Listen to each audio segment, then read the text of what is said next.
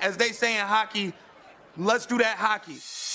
Play a full 60 minutes. Yeah, I'm just trying to keep it simple. Get pucks deep, putting the puck deep. Put pucks in deep. We got to keep it simple and just get pucks going forward. Getting into the forecheck. We got to keep playing aggressive. Trying to take away their time and space. We're focused on tonight. We just got to stick to our game. 2024 is out the window. 2025 is in. The New York Rangers are in shambles. Matt Leonardo is back to take a beating, and Jake Swanson hops on. We're back with episode 21 of the Fifth Liners Hockey Podcast. I'm Casey Ditzel, and very excited. Our first episode in a little while here, in time to spread some New Year's resolutions and take a look around the NHL, a little bit of CHL, some PWHL, World Juniors, and give our 2024 hockey recap. Gentlemen, it's been a while. Let's start with Jake before we get to the madness that is Matt's life going on. Jake, how you been, buddy? What did December have in the holidays for you? Yeah, Casey, I've been good, and it's good to be back as well. If people can tell on the YouTube side, I have a little bit of a different setup. I moved into a new apartment, so working on getting a background like yours, Ditz, so hopefully we'll get something up there. But that's pretty much been my whole December, is moving, and then my family also moved out to Ohio, so got to spend the holidays with them, which was really nice. So a lot of different things going on, and also some really fun Monsters hockey games, which have been really cool to see. So I texted the group the other day, saw the infamous Jack Campbell come down to Cleveland in the A, so that was a cool sight to see. Matt, you've been one busy boy, and you're no longer traveling by motor vehicle, traveling by foot nowadays. Yeah, I mean, foot, plane, automobile, train, you find it. I'll find a way to get there. But yeah, exciting news personally. I will be, I got a bid to run the 125th Boston Marathon coming up in April. So been training for that most of December and into the January timeframe here. I'm running with a great organization called Teddy's Team. If you go to my Instagram at MattLO3, you'll find a lot of information about that team and kind of all that's been going on there. But kind of been swamped with most of my time there trying to get my body into what I would call Casey Ditzel shape to be running a marathon. So it's been great so far. No, nothing too bad going on with the injury front, which, knock on wood, hopefully it stays the same. And ready to talk some hockey as we get into the new year. Well, that's part of my New Year's resolution. You've inspired me that since you're running the marathon, I will also run a marathon. We'll see how that goes. Keep updated as the year progresses. But I was on a good running stretch going through the month of November, got brutal shin splints, and then have been on the off since then, sticking to the ice skates instead of the running shoes. But I got new running shoes. That was part of my Christmas present to myself. New Balances, and ready to run. I've been on an absolute heater of attending NHL games dating back to right about Thanksgiving. We were down in Nashville for Clarkson women's hockey. So before going to that, caught a Sens game, then 2 Preds games down in Nashville, 2 more Sens games in Ottawa before their long extended road trip started, and then a Leafs game. And my world and impression on the Toronto Maple Leafs fan base from what the media says has completely flipped around. I will never again slander the Toronto Maple Leafs fan base, the corporate suits or whatever you want to say. I was making fun of my friend who brought us to the game, who's a season ticket holder, and calling her a corporate suit. And then we went to the game. That lower bowl is unbelievable. The whole game was loud. They spanked the Buffalo Sabres after trailing 2-0, a 5-3 finish. And the Atlantic Division league-leading Toronto Maple Leafs have a little bit of Ditz magic to thank in the comeback. This is the craziest story of all of December here. Buckle up and get yourselves ready. So we're sitting in the 100s level, and the Sens the Sens. I'm too big of an Ottawa fan here, but the Leafs are down 2-0 after the first period. We're going back up to the concourse, and we were watching the warm-ups, and there's these 2 little kids in 91 jerseys that say Daddy on the back. John Tavares' kids. So we're walking up the aisle, and a woman is going in front of us to the aisle with a kid in a jersey. There's another kid and another woman behind her. And the first lady and the kid go up in front of us, and we're standing waiting. The second kid's not going. So I start walking. Well, right behind me comes another kid, apparently. I thought my friends were behind me. All of a sudden, someone's holding my hand, and I think it's one of my friends. Turn around. John Tavares' kid is holding my hand. Tavares scores a second and third period natural hat trick, and the Leafs go on to win 5-3. And if that is not something special, I don't know what is, but I'm taking credit for the Maple Leafs' success here, and they are on top of the Atlantic Division.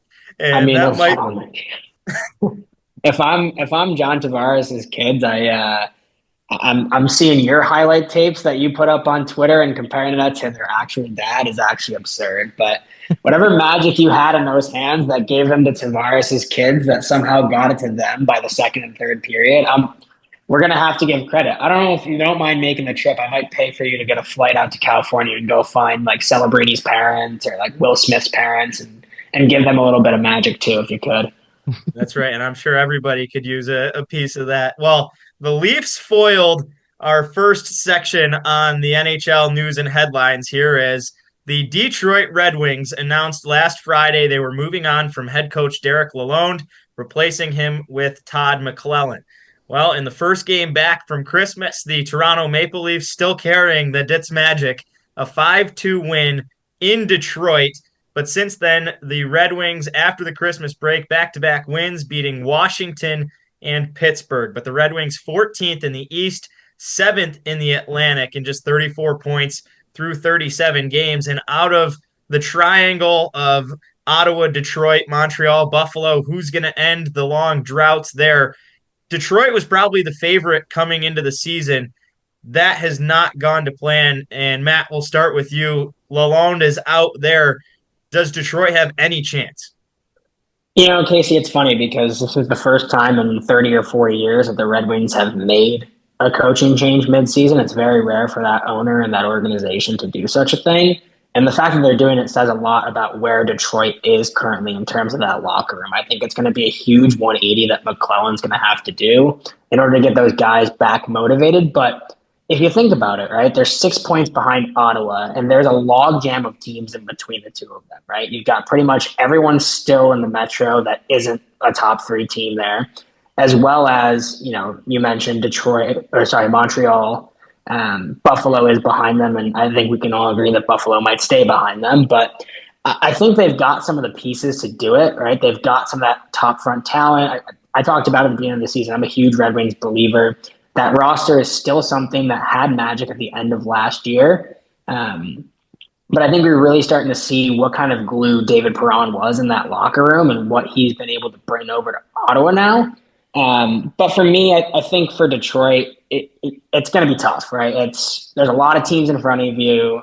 You go through a coaching change. You really need to 180 that locker room. And I think all of these Atlantic and Metro games, you know, any of these Eastern Conference games for Detroit are almost must win at this point to kind of fight themselves and put themselves in a position to where they were last year and game 82, potentially trying to get into the playoffs.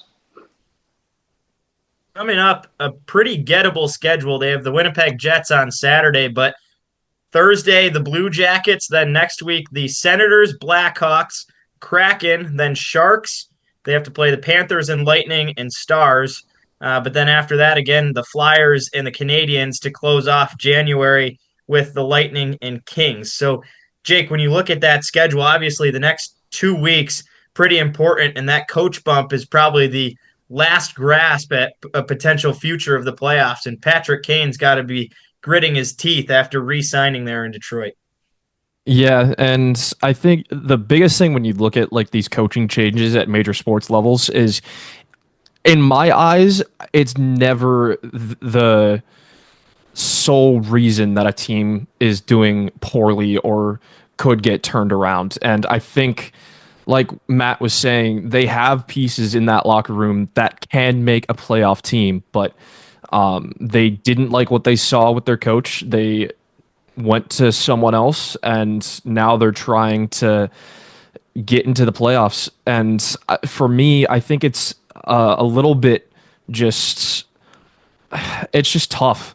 And hopefully someone like a Patrick Kane can get the heads in the locker room and be like, hey, we have a talented team here. Let's make a push. And hopefully McClellan can do a little bit better than Lalonde was doing in the first part of this season. But I'm really skeptical on whether they can turn this around. I think, like Matt said, 30, 40 years, you make the first ever like mid-season coaching change. It's not a good sign for the Red Wings. Dallas was fined $100,000 after Pete DeBoer hosted an optional practice on December 26th, violating the NHLPA's code and resulting in the fine to Dallas. Similar to the Toronto fine 2 years ago, where they hopped on a plane on the 26th to get early there to an away game on the 27th. But according to the NHLPA's rules, no practices or ice time is allowed on the 24th, 5th, or 6th, so that the players get a little bit of time off there. Dallas currently sits fourth in the Central. Tyler Seguin added to LTIR, unlikely to return before the playoffs. This is a huge opportunity for Dallas, a pretty young team, a lot of talent. They lost a little bit on the back end, so I think for me it would be a defenseman picking up a big D. But when you guys look at this team, what moves would be the biggest for the Dallas Stars to make? Casey, I think you mentioned it. I think it is on the back end. They've got a lot of upfront talent, even with Sagan going out. You talk about the likes of Wyatt Johnson and Jason Robertson picking it up and Rupe Hintz and, everyone else in that forward core. I didn't even mention Matt Duchene has been unbelievable this year. And there's kind of glaring holes on that right side that we've been talking about the entire year. So maybe you go and try and just get another veteran body in there, whether it's Cody Ceci from San Jose or Jeff Petrie from Detroit, just somebody who has some experience and can kind of shake things up, because you never know what a Jeff Petrie could play if he's, with Esa Lindell, for example, or Amiro Heiskanen, right? Sometimes you just get those right chemistry pairings from a trade and it can really elevate the rest of the defense. So I think getting another body in the mix on the right side in case of an injury is probably the biggest move for them. But with that salary on LTIR, I definitely think they can make a much larger splash if they're going to try and compete in the Central, which, by the way, is an absolute bloodbath this year.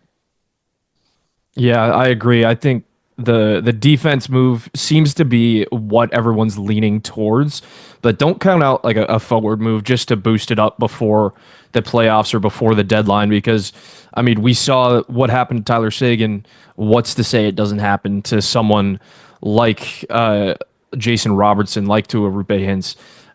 So someone like, if you want to even say like a Jason Zucker or a Mikael Granlund, with seasons that they're having, especially Granlund's, what he's doing for San Jose, I think that would be beneficial, but definitely not as beneficial as a defenseman on this end. A name that catches my eye is definitely Brian Dumoulin. We've seen Anaheim trade a lot of people, which we'll get to in a second, but someone like a Brian Dumoulin who's been through it with people like a Crosby, Malkin, Letang in Pittsburgh, I think that would be a helpful pickup for Dallas in the last stretch of the season.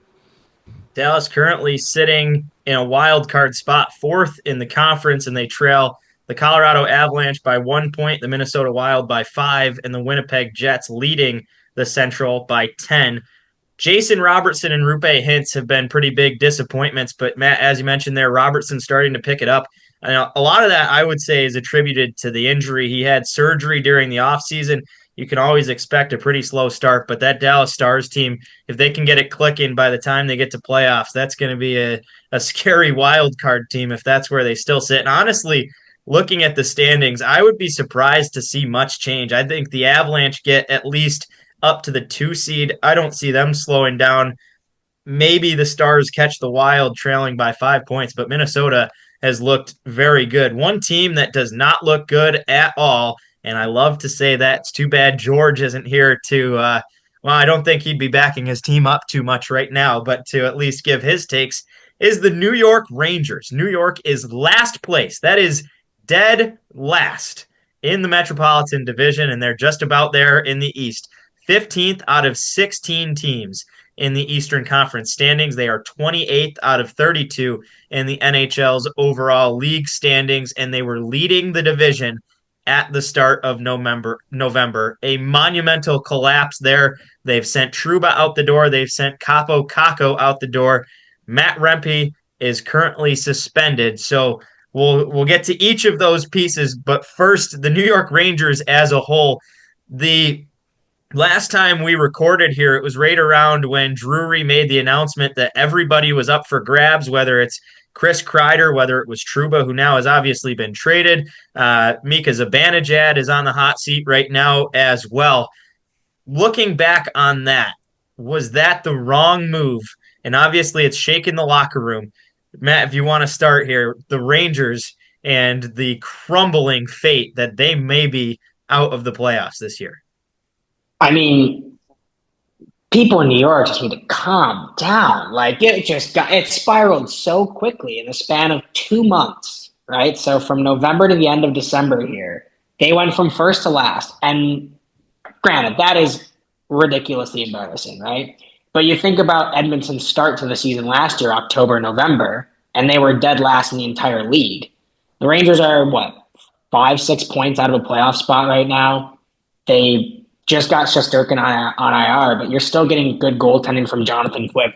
And this is the same team that took Florida to the Eastern Conference Finals last year and played them very well, almost got themselves to the Stanley Cup Finals. So for me, I think there was a huge panic button that Chris Drury hit, and it kind of just started a domino effect.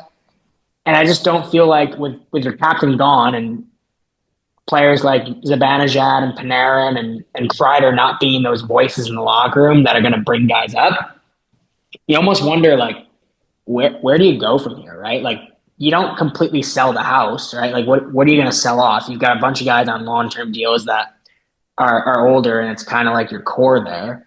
And it's not like they have a bunch of youth that you're going to trade. Like, you're not going to trade Braden Schneider. You're not going to trade Will Cooley. You're not going to trade, Brennan Hoffman. So, there's really no direction the Rangers go other than to just calm down and continue to play hockey the way that they remembered how to play in the last 4 or 5 years.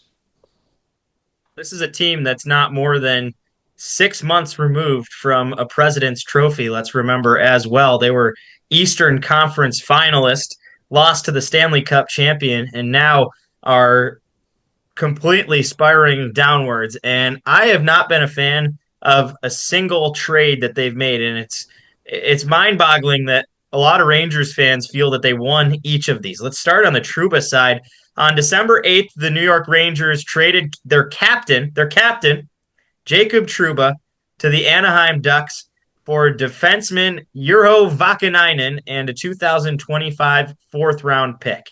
The captain, all he was worth was a prospect, essentially, in Vakanainen, who has not yet fed into the lineup, and a late draft pick.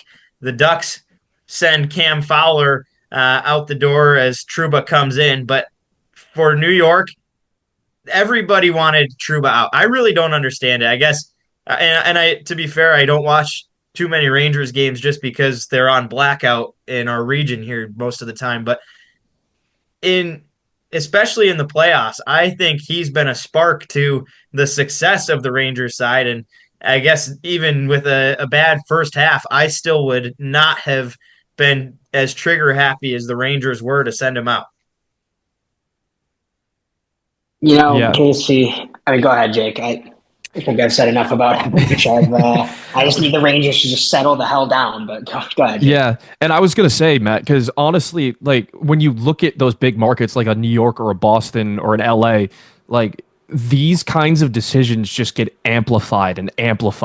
And it seems like it got to the point in the Rangers organization where they just said, screw it, we just need to do something other than what we've been doing, because what we've been doing hasn't been working. And was it the right decision in my mind? No, but they were we're out of options at this point, and we're getting pressure from the media, from the fans, from the ownership. We just need to do something. And this was the first domino to fall in that month of December. And I mean, looking at their scores in the month of December, they had 2 wins all that month. One 3-2 win over the Sabres, and 1-3-1 win over the Stars. Everything else was a loss in regulation as well.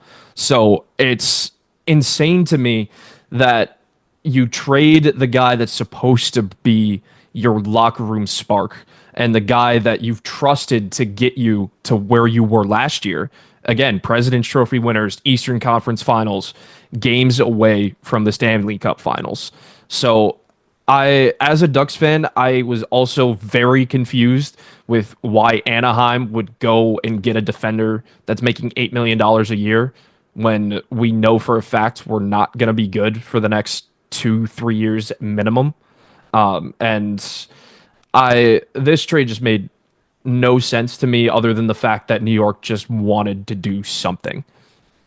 It's funny you mentioned quickly on that note before you go there, Matt. And every single guy in the locker room after last year backed Trouba up. And I talked to George about this, and he's like, well, of course, they only asked the veteran guys, and they're not going to bash the captain. Well, yeah, no kidding, they're not going to bash the captain. But that's a guy that the locker room liked. And then the media is out of control, and he's out the door.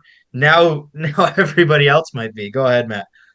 You mentioned like the media and all, and like being in New York City, right? Like, could you imagine if Toronto had a bad January and they just got rid of John Tavares and they just got rid of Morgan Riley? That's absurd, right? They've kept that same core for 4 or 5 years, and look what it's done for them. They've continued to build around it. They've continued to grow, and yeah, they've gotten bashed for it, but they've made the playoffs the last 4 or 5 seasons and have been competitive in all of those series, right? Most of those going to Game 7 and one of them going into the second round. So now they're at the top of the Atlantic and continuing to click because, they've just been together for so long, and you have one singular bad December and you kind of just fire sale. It's mind-boggling with Chris Drury. Or look at what Boston did at the beginning of the season when we didn't know if Swayman was going to come back, and they started off a little tough. And that would be like them trading Brad Marchand just because they had a bad month. Like, it doesn't make sense to me. And I really think it's just outside pressure that caved the inside. Well, they fired Montgomery for... I was going to say, I would argue that was just as big of a mistake by Boston. Yeah. Hey, Joe Sacco's look great. We can talk about the Bruins all we want. Joe Sacco, they've had like the 4th best record in the NHL since he's joined on. So maybe it was the right move. Probably it wasn't, but small sample sizes are fun to play with. Mm-hmm. Well, St. Louis has looked good under Montgomery as well. So the new coaches, we'll see if it comes with McClellan in Detroit, what we just talked about. 10 days after the Trouba trade, Kaapo Kakko sent out of New York and to the Seattle Kraken for defenseman Will Borgen, a 2025 third and a 2025 6th-round draft pick. Since the trade, Kakko has 3 points in 4 games with the Kraken and is skating on their top line alongside Matty Beniers and also the top power play unit. This is a guy who was bashed and beaten by the wild media of New York, goes to a quieter city, and it's working out. I would continue to argue another mistake that I don't think the Rangers won this trade. I mean, I think it's early, right? 3 points in 4 games is a small sample size for Kakko, and they've been trying that for 4 or 5 years. And look at what Jack Hughes has done in the same amount of time in New Jersey as Kakko has. Now, granted, I don't think Kaapo Kakko got as much opportunity as Jack Hughes, but you also kind of have to earn that opportunity, right? Mm-hmm. Like, yeah, you're not getting power play time, but maybe it's because you're not one of the best 8 forwards on the team right now, and you're not going to give an opportunity to put the puck in the net. So I think a change of scenery is always great for those top picks, right? Like there's so many cases of guys who change teams after being drafted high and they end up playing super well on their new team. But I think Borgen's a very solid defenseman on the right side, kind of a Trouba replacement, physical guy, less money, not as high of expectations, which is big in New York. But again, right, like we talk about the same thing, just absolute panic button mode from Chris Drury. And I think this is going to be a spiraling season, and we're going to figure out if Drury's job's on the line basically at the end of this year. Yeah, and like for me, I kind of err on the side of giving Kako more of a chance and more of a leash because again he's 23.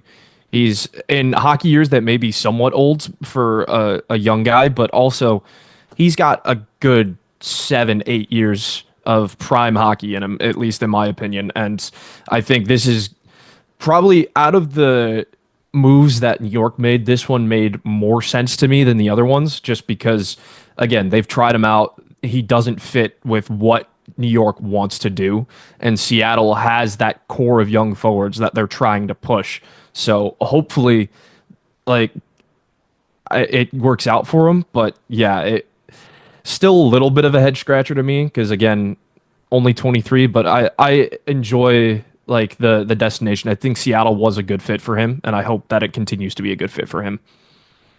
After some time in the AHL, Matt Rempe has rejoined the New York Rangers, but quickly has been excavated from the New York Rangers. The forward was suspended 8 games without pay for boarding and elbowing Dallas Stars star defenseman Miro Heiskanen on December 20th. An 8-game sussy. He has now been ejected from 5 of his 21 NHL games. And if you do the math on that, that is just shy of 25%, about half of the number of coaches that have been fired this year, but still not a great percentage in terms of what you want for your career to be legacied on. Does Rempe have any future in the NHL? You think maybe, right? Like the fans, I was at a Rangers game a couple weeks ago. The fans love him. They're cheering for Rempe to come back from the AHL and do exactly this, right? Like these are the kind of guys who are fun for a fan base to like back up because they're just absolute goons, right? Like everyone loves Doug Glatt. Like how could you not?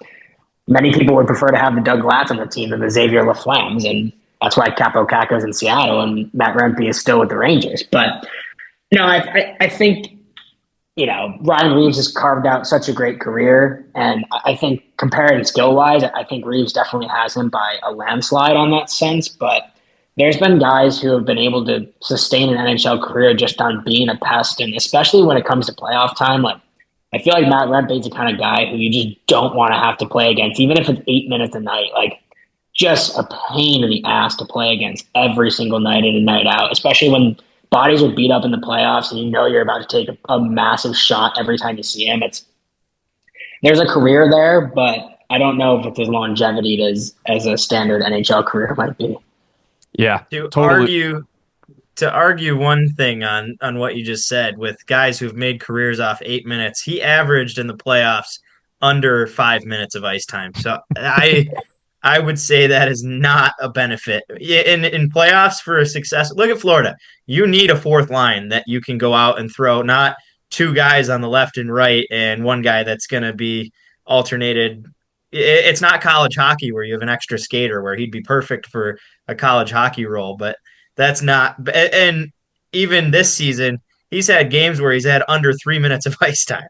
Well, yeah, 'cause he got kicked out. He got kicked out in the first period, and then he can't go back in. Yeah. I don't know. This one, it reminds me of an enforcer that I got to watch in Syracuse when I was very little. His name was John Morasti. Played for Nasty Syracuse. Morasti. Yeah. He was the stereotypical like Doug Glatt-esque. And again, he was kind of like this, where he just got bounced up and down between NHL and AHL, never really finding a permanent home. And I kind of feel like that's what Rempe is New York will bring him up when they need just some kind of body, or if they want to do, I don't know, want to bring more fans into the seats because they know that he's going to put them there. But I agree with Casey. I don't think the longevity's there, especially if he's going for that hard hitting, like enforcer mentality that's slowly been waned out of the NHL. And it's unfortunate because it is like it has been a part of the game for so long, but with the new like player safety organizations, player safety studies that are going out there, and I'm not sure how many NHL teams would want to take a chance on that just to fill a couple extra seats, especially for someone like the New York Rangers, where there's never been really an attendance problem for MSG. So, I think it's still fun to watch, but I don't know how much longer he can get away with it. Perfect way to close this out and transition to our next topic is finishing the New York Rangers on a tweet from George Bannister. This reads, quote, "Just want to put this out there. As a hashtag New York Rangers fan, I despise Matt Rempe on the ice. Sure, the locker room gets a bump, but then they lose him for idiotic penalties and fights. The locker room leadership group, whomever is a part of this, needs to figure it out." Now, let's transition, but we'll leave it there. And we're going so to much to say transition about it. from one market of maniacs in the media to another. And Vancouver, who has an absolute mess on their hands in terms of the media. The Canucks have fallen out of the wild card. They are dealing with significant names out of the lineup, and that you can do nothing about. Quinn Hughes, currently week to week. Elias Pettersson soon to return. He's missed 3 games. Philip Hronek is on the IR still, and JT Miller missed 9 games due to a leave of absence between November and December. Well, as a result of the leave of absence, the media rumors have spiraled and all kinds of drama in the locker room between JT Miller and Elias Pettersson, the 2 stars on this team that allegedly do not like each other. Where does Vancouver go from this? They are outside of the wild card now, and that includes Tuesday's loss to the wild card number 2, Calgary Flames. The media, and the quotes from both of them are unbelievable. Pettersson walks out on his media press conference. JT Miller just says, "If you want me to go get him, I'll put him here, and you guys need to stop asking about how stupid this is." But is it stupid? It allegedly is a true story that Miller and Pettersson do not like each other, and the way Vancouver's going, do they need a trade? I feel like the NHL is becoming the NBA with some of these storylines. Like, this is just absurd, right? Like, if they didn't like each other, what happened the last 3 years, right? When they've been playing together and had no issues on each other's lines and at the power play together, like, all of a sudden, and when they're in a playoff spot, nonetheless, is when they're going to decide, you know what? I'm not a huge fan of Petey anymore for whatever reason. Like, well, according to Elliot Friedman on 32 Thoughts, the reason they hired Tocchet so early 2 years ago was so that he could get a feel for the room and figure out the drama between the two of them, which worked last year and then now is falling apart again. That is the alleged source of the problems, was from 3 years ago. So apparently it hasn't been all dandy, but it worked last year. Here's a 33rd thought. Go out there and go play hockey. That's pretty much what the NHL is. It's what it's always been. There's never been this, like, could you imagine if, like, Malkin was like, you know what? Crosby's kind of a diva. Like, why is it his team? I want it to be my team. Like, no, that doesn't happen in the NHL. What are we doing? Come on. Like, Yeah. It's ridiculous. And I think, where does Vancouver go from here, right? Like, Quinn Hughes is the glue guy, right? I see those memes on Twitter where, like, you see Quinn Hughes' eyes and they look dead, and it's because he's basically just, like, trying to make sure the entire locker room isn't fighting. And, like, you got, like, Brock Besser in the corner just, like, scooting by himself. And, like, Petey and Miller are yelling at each other. And Quinn Hughes is just, like, dead-eyed, like, trying to solve all the problems. Now that he's on IR, we talked about this a little bit at the beginning of the year, but, like, their depth was a big question mark going into the year. And clearly something's not good with the depth that they have, because they're not getting any middle six scoring. And, like, now those guys are top 6 players for them with all these injuries. And, you can't rely on Connor Garland and Brock Besser to carry an offense. Like, they're both very solid contributors, but those aren't guys that can carry you up and down the lineup every day. And the defense already had a couple holes in it, and now you take away the Norris Trophy winner from last year. Like, I'm very nervous if I'm Vancouver. Yeah, especially on the back end. I mean, you said it right there. Former Norris Trophy winner is on IR. Then you got Hronek, who had a very good season last year. And the top 4 of your D core is just not looking really good the last month. So I don't know if a trade is the answer. It's going to be the media's answer, and it's going to be the haters' answer. But I don't know, man. Like this just doesn't make sense to me. It really doesn't, because again, last 3 years, did they just vanish into oblivion? And if you don't like someone on your team, good. You don't have to like them. You just have to work with them, and you have to play hockey with them. Like we've seen this in professional sports before, and I don't know. I think, in my opinion, it will end up being a trade just because the pressure is going to get there. And if they don't start winning the next few games, they're going to be like, all right, it's going to be the same thing as the Rangers. Like, this isn't working. We need to do something. And one of them is going to go. And it's going to be a huge question mark, being like, how did this happen? How did we let this get to how did they let this get to the media? How did they let this get external from the locker room? This is supposed to be handled in the locker room between the coaches and the players. So I don't know what's going to happen, and it's going to be interesting to see as we get closer to the trade deadline how ridiculous the trade rumors are going to get. But we'll see. I've already seen like mock trades of each of these players going, and I'm not thrilled at all with like the returns that they're getting.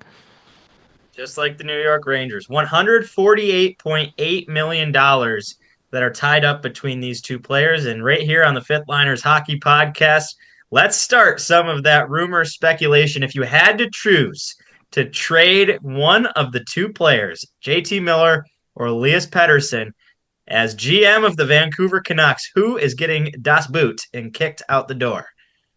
So do you have it, like, what's your answer? I feel like the answer is, at least in my eyes, like more obvious than it could ever be. But what are your thoughts there? I think it's obvious too. And I have a feeling that we're going to have differing obvious. Yeah. Mine is that I'm getting rid of Pettersson. We do this every time. I do it. 100-point player 3 years ago. Did not have a great season last year. Signs the contract and has had a worse start to this season. JT Miller is a guy that the fans chant his name when he's not on the ice.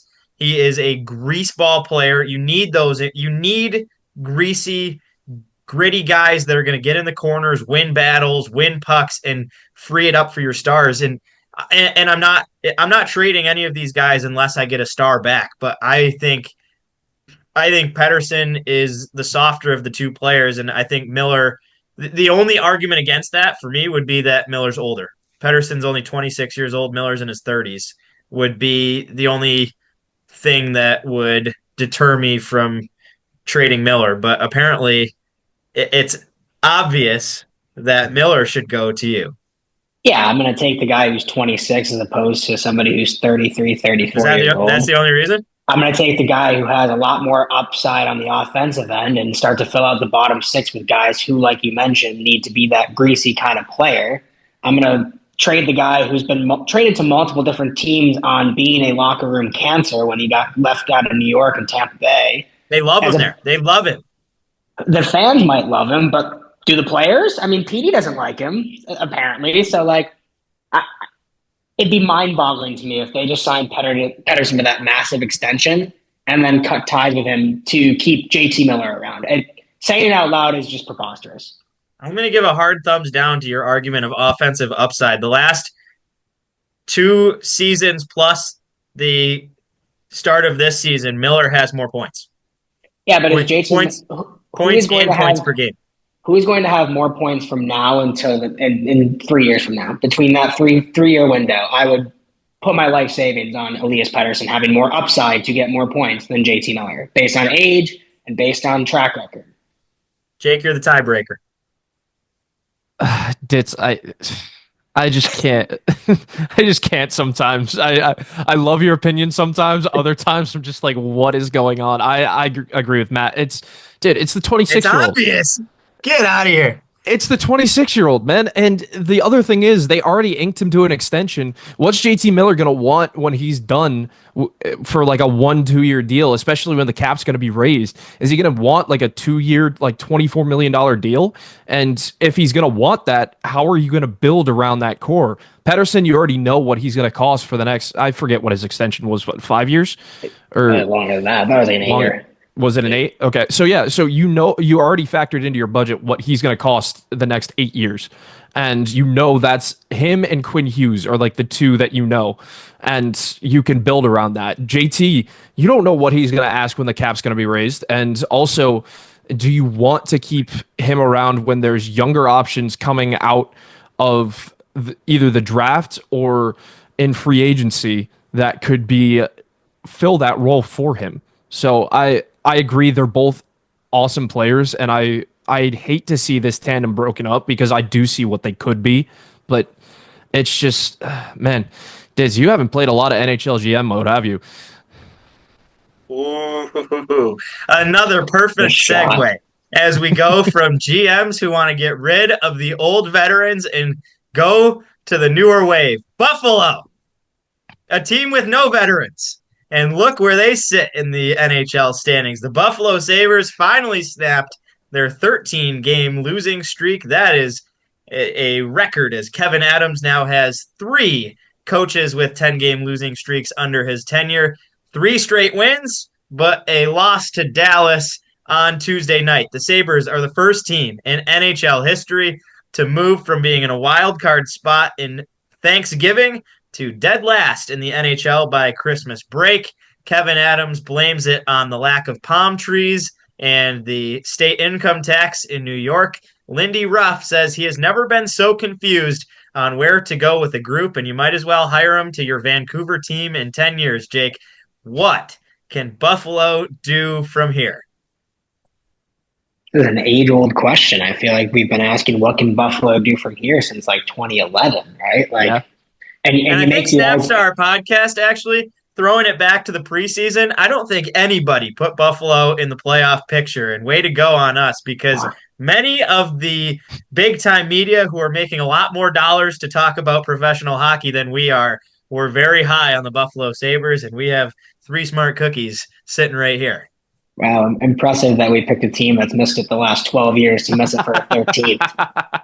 When their only offseason signings were Jason Zucker and Beck Molestion. Like, wow, we are really smart guys. But you mentioned there's no veteran presence in this locker room. You continue to push out the same, I don't want to say garbage, because they have good players, right? But this formula just doesn't equate. And I think there's a big difference between putting good players out and putting a good team out, right?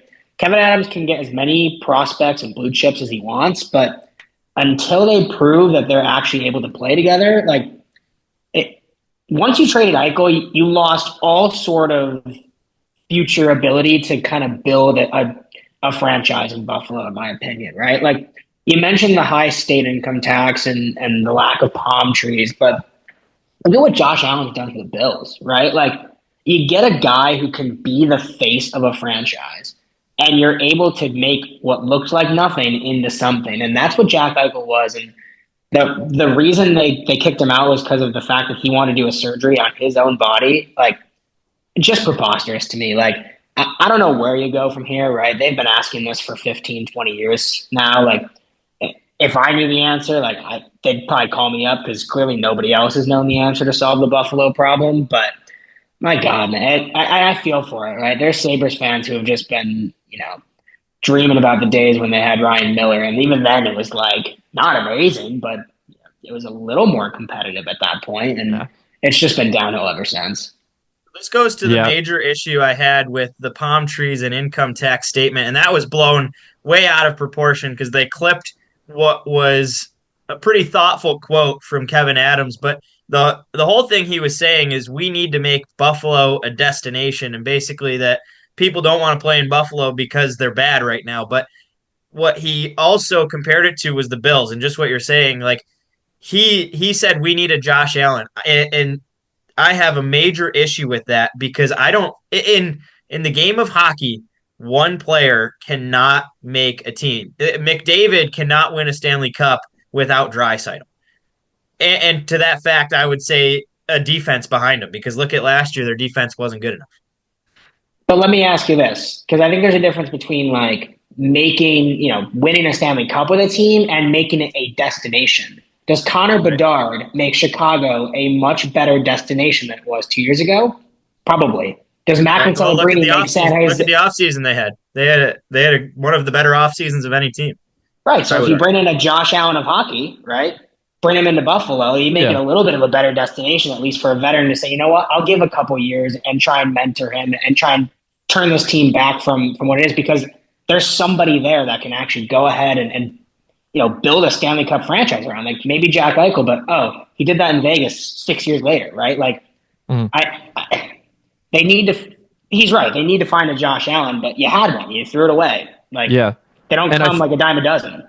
I think also there's the distinction between like a franchise player and a face of the franchise, because you can have someone like a Josh Allen that'll drag you to the playoffs, but if you have someone in the same breath that your organization, that they should have done for Jack Eichel, your organization is 100% behind, and he's a good player that can attract other people and can recruit other people to come and play for this organization.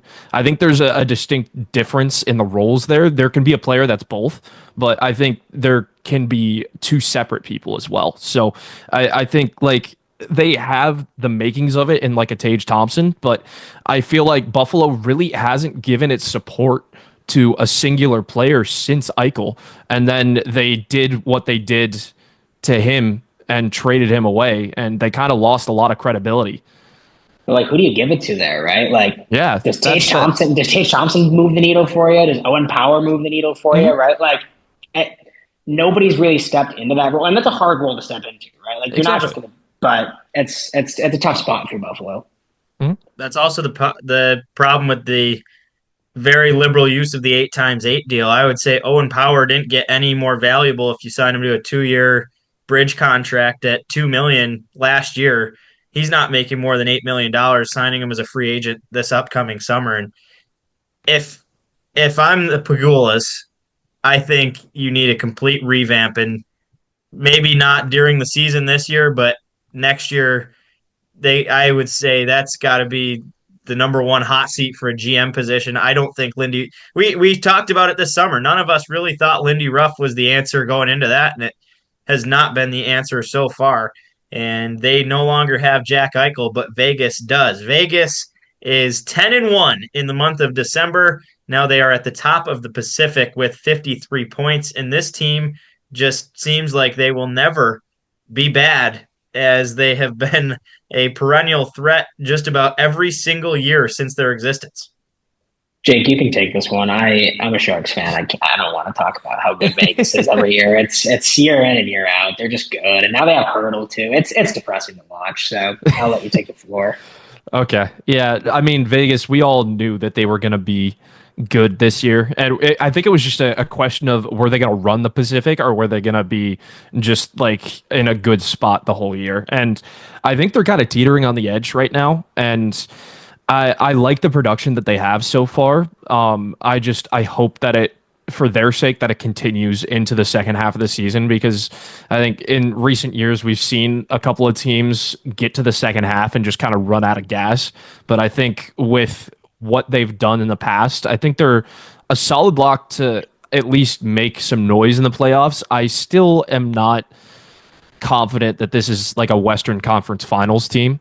I think between like the Stars and the Avalanche and even Edmonton, I think there's still some teams that can knock them out in like the first, second round. But I do like where they're going, and I agree, Matt. It is kind of annoying since they've been in the NHL, just seeing them go top of the table pretty much every year, and it's just a testament to how they drafted in the expansion draft and how they kind of put it together. So you mentioned all those teams in the Central and in the Pacific. How much better is the West than the East? Like, even you talk about the Kings, you talk about I'm scared to play Los Angeles the way they've been playing hockey. I'm scared to play Minnesota in the playoffs.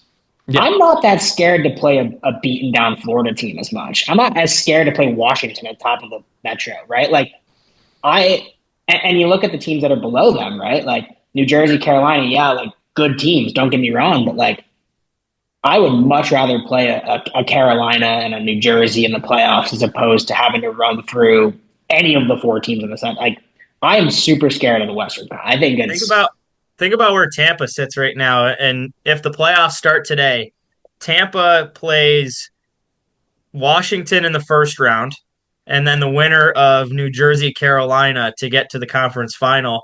And Florida and Boston are going to have to duke it out. The Leafs are going to lose to the Ottawa Senators, and the Atlantic. I still wouldn't. I'm not. I wouldn't even say I'm afraid of the Atlantic. With the Leafs are a great team. They are not have not proven themselves in the playoffs. I wouldn't want to play them in the playoffs, but you got to take Florida, I think, out of that. But the West, like I am so excited for the Western Conference in the playoffs to get started. It's Winnipeg against Calgary right now, but probably you can guess that that's going to be Vancouver, maybe St. Louis. That's not an easy matchup. Dallas is a wild card team. They're going to be playing Vegas if it starts today, and then you've got LA and Edmonton again in the first round. Minnesota, Colorado, like that is a star-studded, just action-packed playoff. And Jake, I really agree with what you said that I think Vegas could be an early out in this West. And I didn't love the team going into this year. I'm blown away by how successful they've been. But when you look at their lines charts, it's like Alexander Holtz was the big ad this offseason, and he's playing on the 4th line. Like 3rd line, Pearson, Howden, Dorofeev doesn't sound like a Stanley Cup checking line. And especially with Alex Pietrangelo has been struggling for any point production. He's usually the horse for points. And they're still sitting with all that given. They are number 1 in the Pacific. So snaps to the Vegas Golden Knights. And another team that I love giving snaps to on the Eastern side is the Ottawa Senators. A monster month-long 9-game road trip that they're currently on. Through 6 of the 9, they are 4-2. The World Junior is being played in Ottawa right now, and that's forced them out west. They've beaten Seattle, Calgary, Vancouver, and Minnesota. They lost to Edmonton and Winnipeg, and they finished the remaining games coming up here Thursday against Dallas, Friday at St. Louis, and then Tuesday against Detroit before returning home for their first home game since December 14th. They'll play January 9th at home against Buffalo and then head right back on the road after that. But you got to give it up to the Sens, and this feels like a make or break spot in their season because they struggled in November, and I was ready to throw in the towel, throw in my foam Sens hat, and call it a day and admit that Matt was right. The Sens are not a playoff team, and they have stormed back through December. They've got themselves back in a wild card, and then you enter this huge road trip, and if you go 500 here as the Sens, like I would say that's a massive win, and so far they're well above that in 4-2, and give one to Dallas if they can catch St. Louis. Maybe I'd say Detroit's a gettable game there, and you finish one game above at 5-4 to head back home and just put a wampus on a struggling Buffalo team. That might be when we look back in April as Matt drives his way up to Potsdam, New York, and then to Ottawa to catch the first round of the NHL playoffs, the reason that he has to do so. I think I agree here in a sense, right? Like this is definitely an important stretch for them, but you're playing mostly Western Conference teams, right? The only one that's not is Detroit. So I think when it comes down to this playoff run, it really is going to matter on winning your conference games, right? They need to beat Montreal a bunch. They need to beat Detroit a bunch. They need to beat Boston a bunch. Then you look at the Metro. They need to beat Columbus, who's been winning more games than we would expect this year. They need to beat Pittsburgh, who's about 500. They need to beat Philly, who's about 500. Like, there are some teams that need to, like, break up between this middling area. And right now the Sens have a leg up on the rest of them because of this road trip.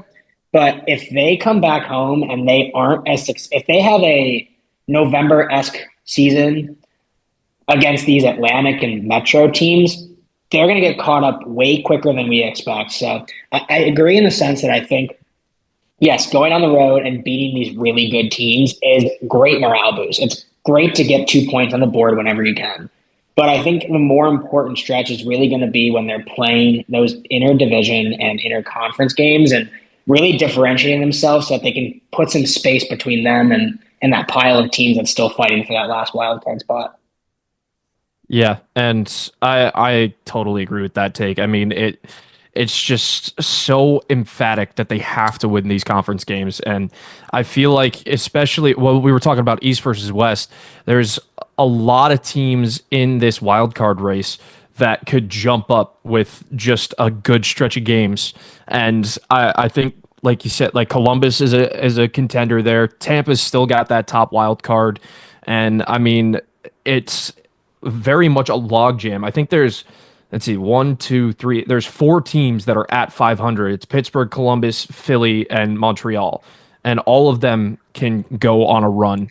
And we've seen that before, where teams go on that run towards the trade deadline. So I think it's huge for Ottawa to have that morale boost out west. But again, gotta win at home, gotta win in the East. 2 teams I want to give major snaps to, and you pump the tires of Columbus right there, but they are the team at 500, 38 points, 2 points back of Ottawa. And after everything they went through this offseason, probably the last team that you expected. That was my favorite pick, was the over on 68.5 points for their season. Right now on pace for 78. So we'll hold on and grit our teeth down the stretch to see if they can continue. But a big New Year's Eve win over Carolina, and they sweep the Canes on home ice in Columbus. Pittsburgh has 39 points in a team we ranked all of October and November, and a disappointing start, a team that we said should sell. Jake, you still think so. We'll get there later on, but you got to give it to them for getting themselves back in it. Sidney Crosby, absolutely no quit there, and no reason to trade him now, as they're in a spot in Philadelphia at 38, Montreal at 37. So when you look at that race, we'll give it the wild card 2 spot. I'm going to safely take Tampa getting in at a wild card position. But between Ottawa, Pittsburgh, Columbus, and Philly, if you guys have to give one of those teams that wild card 2 spot, or drop it even farther down, and do the New York Rangers have any push 7 points out of the pace at 33? Oh, it's so tough. I want to say none of them. Matt doesn't want to say it. Matt doesn't want to say it. It's easy for me. It's a blatantly clear decision. Yeah, the recency bias. Yeah. Yeah, of course it's going to be. Casey wants it to be Ottawa, and again, in my biased heart, I want it to be Columbus. But I would have no problem if Columbus gets in. They deserve it just as well. It's been a lot of fun to watch that team. I think they are 1 or 2 seasons away from winning a wild card round. Well, and a little aside, Casey, how about the guy you dropped after 5 days in fantasy, Kirill Marchenko, doing it to your Canes? He's a good player. No regrets, as my team is tied with Matt's team atop the fifth liners division right now. I am trying to get some trades going. Nobody wants to make any money with me, but nobody has answered my question yet. Okay, we'll see. Jake says Columbus. Yeah, I'll say Columbus. I think they have the Sean Monahan magic. I think with everything that he went through with the Goudreau brothers and their family, I think he's got a chip on his shoulder to do something for this city and for that team. So, and I think I'm going to take Pittsburgh then. If I'm going to pick one player that's in that pile of people to carry a team to the playoffs, it's going to be Sidney Crosby. So for me, easy bet for me to bet with Pittsburgh, but I think there are definitely major holes in the roster. I think they need to have a pretty strong January to put themselves in a buyer position again and get Kyle Dubas back on the horn and adding some depth pieces that they can get. Maybe bring Granlund back, which would be interesting. Get some middle six scoring that they definitely don't have right now. But I think if I'm going to bet on a player as opposed to the team, because I don't love any of the teams in this spot. If I'm going to bet on a player, I'll bet on Sidney Crosby. Yeah. Mistake taking out a top 5 captain in the NHL, and the reason that the Ottawa Senators will be playing in the playoffs this year. The NHL will be moving to a decentralized draft in 2025 when Matt can watch his San Jose Sharks have another top-level pick. The 2025 draft will be held at the Peacock Theater in LA, June 27th and 28th. The first ever decentralized NHL draft, which will be modeled after the NFL, NBA, and MLBs, where teams draft and make their selections from their own facilities rather than from the draft floor. The last time the NHL held the draft in Los Angeles, Taylor Hall was the number 1 selection by the Edmonton Oilers in 2010. That does it for our NHL segment, and plenty more hockey news to cover here. Let's go over to the World Juniors, as Latvia has become the jewel of the world in hockey, at least, advancing to their first ever World Juniors quarterfinal thanks to the country's first ever 2-win World Juniors campaign. Overtime wins over Canada in an absolute stunner, and over Germany. 2 exciting finishes, and the Latvians are moving on. Leonard Feldberg, remember the name. Holy cow. First of all, his game against Canada, unbelievable. But even in the losses they've had, like when he played against Finland, the amount of backdoor 1-2s that he just stuck his leg out in the middle of nowhere is like actually unbelievable. The fact that this guy was on quite literally 0 draft radars as a draft eligible 18-year-old, and he's earned his way into at least a draft pick, right? Like somebody's got to take a flyer on this guy if he's shutting the door on all of Canada. Like that's absurd. The stamina he has too. I mean, he did that in what, a 24-hour turnaround? Like, holy dude. Imagine playing 2 World Junior hockey games within 24 hours and being outstanding in both. I'd have a hard time getting on the ice for 3 minutes. It's a university. Get him going. It's definitely been fun to watch. It's always fun to watch the smaller countries start to develop and kind of go on these runs. It almost reminds you of some of the smaller college hockey teams that go on these magical postseason runs. But all right, team of the Frozen Four back in the late 2000s, 2010 it was. And even when you think about a team like, Quinnipiac, like that's not a huge program per se, right? But it's like the Gonzaga of college hockey there. And it's fun to see a few guys be able to carry a team. And I just love the World. It's one of my favorite tournaments of the year. I think it really is a bunch of guys who are trying to show off in a sense, because obviously they're trying to get drafted and show that they're the best of the best at their age, but they don't really know how to do it. So then you get a lot of mistakes. You get a lot of wild card style hockey, and you get opportunities for a Latvia team to basically have their Stanley Cup, their 1980 miracle on ice, and go beat Canada in the World Juniors on Canadian soil. A tweet I saw that really fired me up from the World Hockey Report saying, should we do our yearly quote, this should be an 8-team tournament, or is everybody satisfied seeing the last 2 games be 18-1? And this is not quite World Juniors level, but Clarkson was one of the hosts when Lake Placid had the World University games. And Jake, I'm not sure that was, you would have been there too, right? And yeah, there were plenty of 18-1 batterings with the Great Britain team. Yeah, they're just getting beaten by Kazakhstan and Czechia and the U.S. team.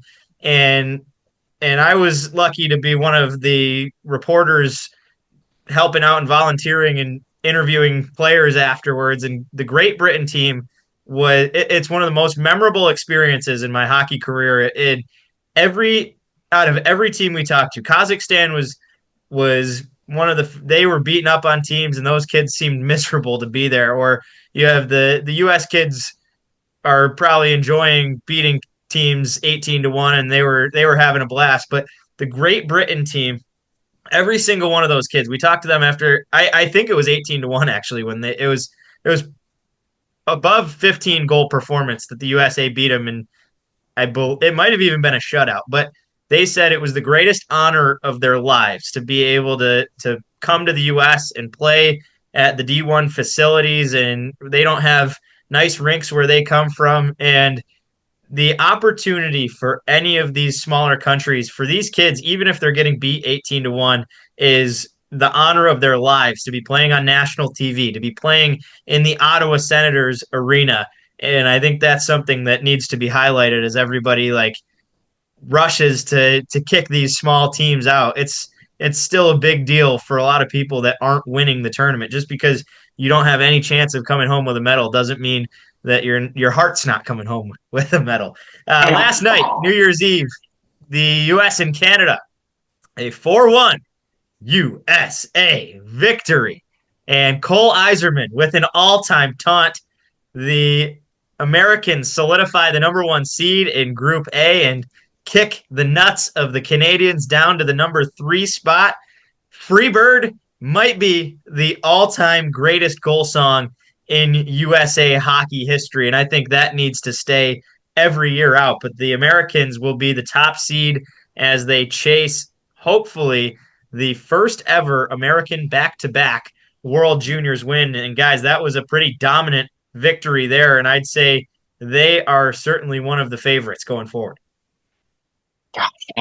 I'm such a huge fan of watching the U.S. World Juniors teams when they come up, right?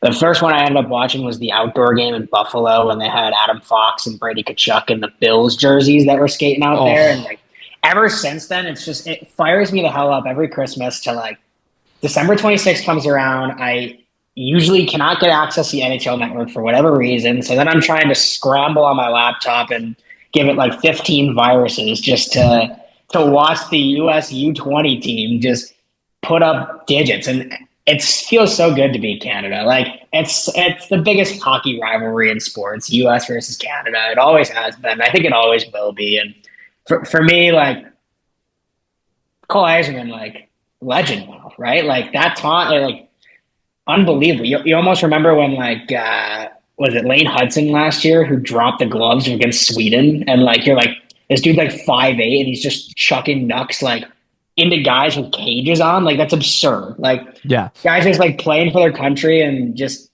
putting those letters in the chest. And not only that, but like they're wearing the prettiest USA sweaters of all time. Like the Rangers look across the diagonal. Like how does it not get you fired up watching those games to go out there and like go play beer league? Like I just get super fired up watching it. Yeah, I agree. It's just so much fun to have the whole hockey world look at this tournament of U20 guys. And like it sounds so incredulous like when you think about it from any other sports perspective, because like I know like USA Baseball, for example, has like these kind of tournaments with the rest of the world. Not a lot of people pay attention to this, but if you say World Juniors, you'll at least get someone that in the room that knows what you're talking about, probably multiple people, because it's such a great entertainment thing to watch these kids go to war, absolute war for their country, and it's so awesome to watch. So I'm really excited to see this the tournament round for this, and I really hope it's going to be an electric kind of playoff.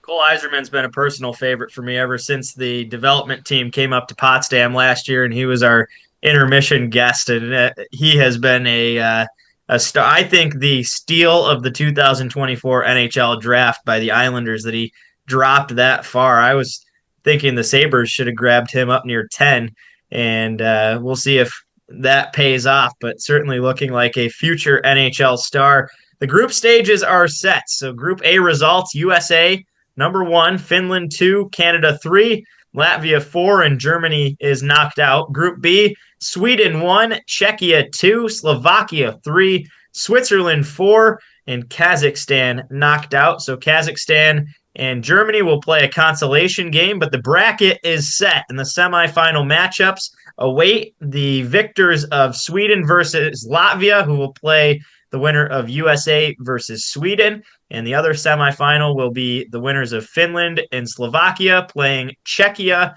or Canada. Gentlemen, who has the easiest road, and who is your pick to win it all? So correct me if I'm wrong here. I'm pretty sure they'll do some sort of reseeding in the semifinals potentially. That could be. But I think getting those one seeds. I was a bit confused when I read that on why Sweden and US would be matched up as the 2-1s. Yeah, so I'm not sure how. And, we're gonna pull this up right now, actually. Yeah. got to make sure we get this right. But I think in terms of easiest routes, I think Sweden did luck out just in their group results, right? Like avoiding the U.S., Finland, and Canada in the group stage was huge for Sweden. Like, yes, Czechia played very well last year, but I think we can all agree that the Group A, especially with Latvia, the way they played this year was like very, very more competitive than Group B. You are right, Matt. It is reseeded in the semis. Gotcha. So I think whoever ends up getting the winner of the Finland-Slovakia game, I think that's probably the easiest. I think Finland's the weakest of the 4 teams that are likely to make it to that Final Four.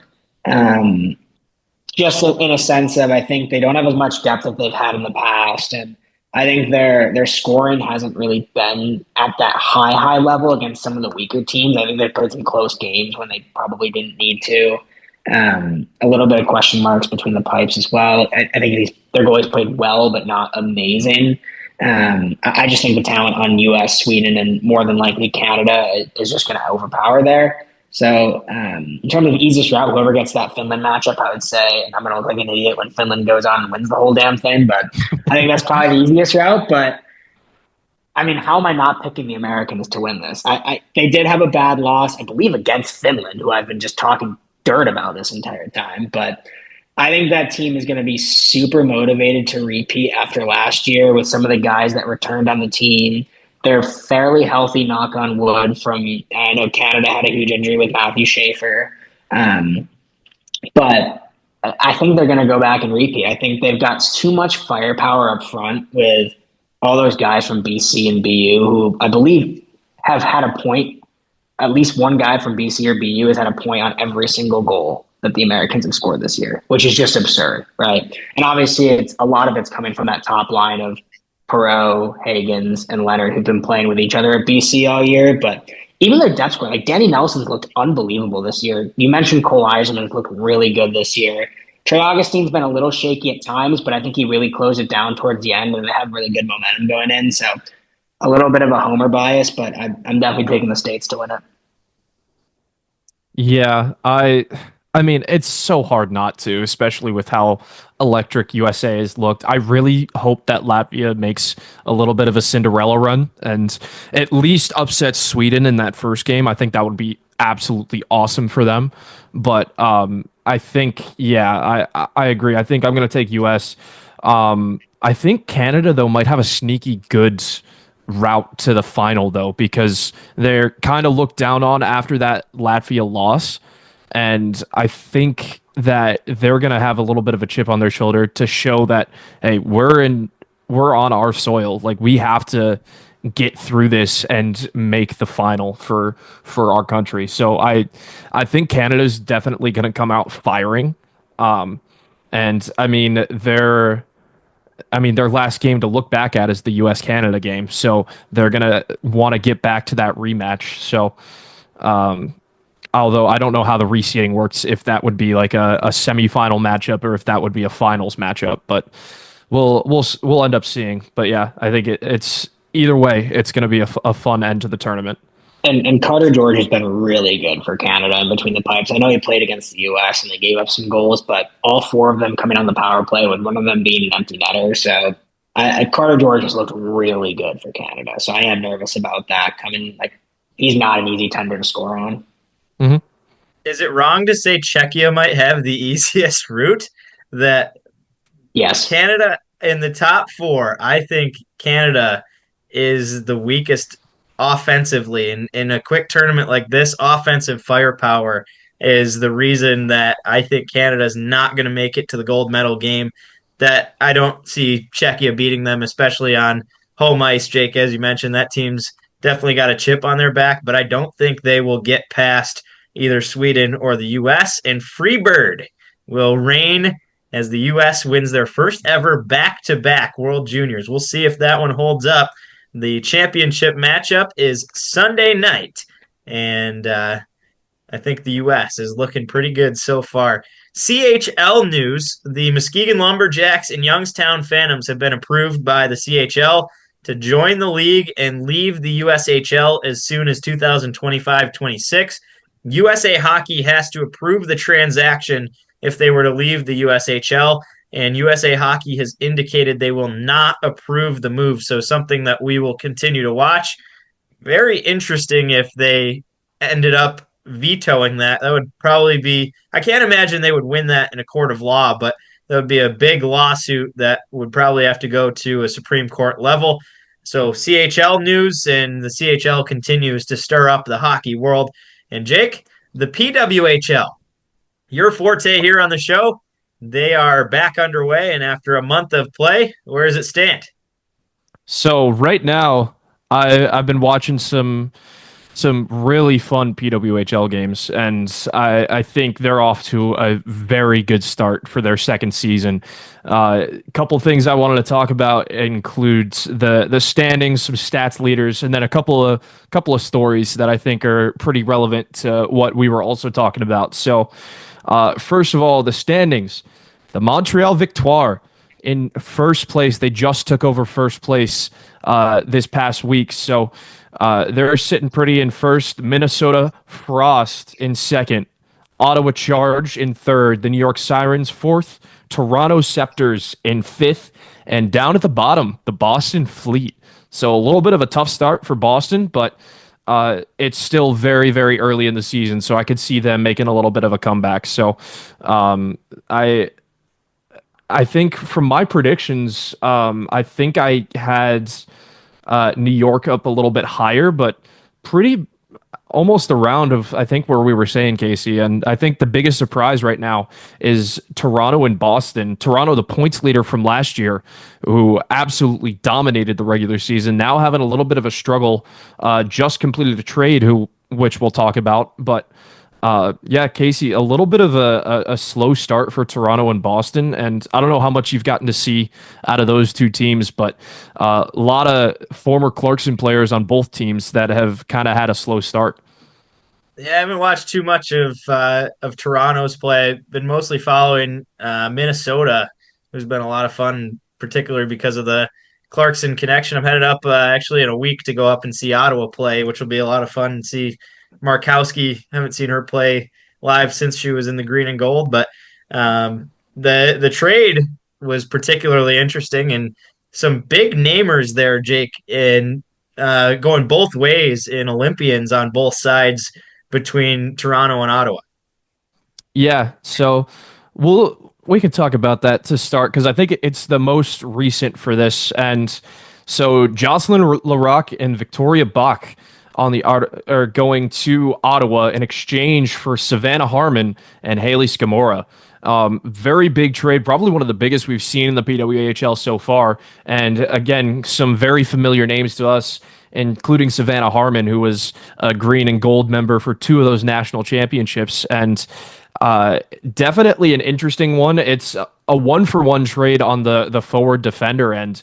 And Larocque is one of the Canadian standouts, especially on their Olympic team. So to see her be anywhere in the trade, especially as an assistant captain for Toronto, I think that's one of the biggest shocks to me. And then Savannah Harmon getting to team up with her former teammate in Renata Fast in Toronto. So that'll be an interesting D pairing there. Scamora for Ottawa was a huge points getter for them, and I think she's going to do pretty well for Toronto. And Victoria Bach, again, just another piece thrown in there. I don't know how successful she's been. I think she's the one interesting part that I didn't really get to brush up on before this. But either way, I think it's an interesting trade for both of them. Again, Toronto towards the bottom of the league kind of needs something to shake up, so I think this was their answer to that. And interesting, while we're talking about winning and losing trades through the entire NHL segment, especially with the Rangers, Larocque obviously a big. I think that Toronto comes out massively ahead in this trade. You get two Olympians for one, and Victoria Bach, obviously a good player that she's in the league, but Savannah Harmon and Haley Scamora are both U.S. nationals. So you get one Olympian for two Olympians. I would take that any day. Yeah, Yeah, and I think it's going to be interesting, like you said, to see where they go with this. But yeah, Toronto so far looks like they've been ahead, but we'll see. I think the Rock going the other way can definitely help Ottawa, and hopefully that she gives a little bolster to their D line. Um, let's talk a little bit about the league leaders. So far, the points leader, we have a three-way tie at first, and two of them Princeton grads and two of them rookies as well. Alex Carpenter for the Sirens leads the league so far. She was also at the top of the league last year, but right behind her are Princeton grads Sarah Fillier and Claire Thompson, and two ladies that we have gotten to know very well over the course of their ECAC careers, and they've been really, really good to start the season. Fillier especially has looked absolutely outstanding on that Sirens first line. I think she's a perfect fit for New York, and I think she's going to do very well. Claire Thompson as well for Minnesota on that blue line. 8 points for the recent medical school student, which I think she's still doing. I have to check up on that, but that was part of the reason why she deferred her draft. She was eligible for the first draft, but deferred to continue her medical schooling. So not too bad for taking a full year off of pro hockey. So I think those three at the top of the league, and then you've got Taylor Heisey and Kendall Coyne-Schofield at 7 and 6 respectively. So Minnesota with 3 of the top 5 skaters in points. Casey, you got to be kind of buzzing for that Minnesota Frost team. And it's so impressive that Coyne Schofield is still on that list, I would say, with the amount of time that she has been running the women's hockey ranks, and to still be a top player as she ages up in this league is pretty much dominated by college players. And for women's hockey especially, it's so hard to stay fresh on game play for the international players when you're outside of after you graduate college play. A lot of them didn't have a real professional league, so this has been such a nice touch for them. But that is just an outstanding feat and an accolade to how impressive her career is and continues to be. Jake, we'll have an extended PWHL segment coming up in future episodes here, but any final thoughts as we move on? Yeah, I think the last thing I wanted to touch on is they did just play their 100th game on December 27th, and then they're starting up that 9-game takeover tour with the NHL arenas, starting with Climate Pledge Arena in Seattle. So I think a lot of good PWHL games to come, and I can't wait to see the crowds at these takeover games. I think it's going to be really cool to see.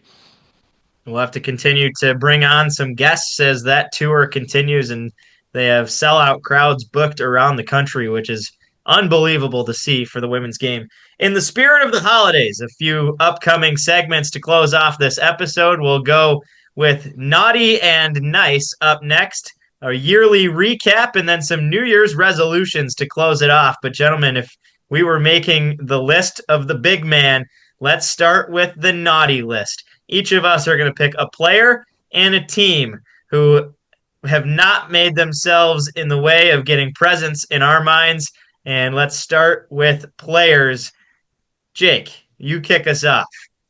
Oh boy. So we were talking about this a little bit pre-recording, and it takes a lot for me to put someone on the naughty list here, but I have to go to the Pittsburgh Penguins, and I have to go with a man that they thought was going to be one of their better top 4 defenders, and Ryan Graves. He's a -8 with 0 points in 30 games played. I think he's played almost every game for the Pens this season and just hasn't done anything. And again, we were talking about John Marino before, who I think was kind of the swap for that Pittsburgh team.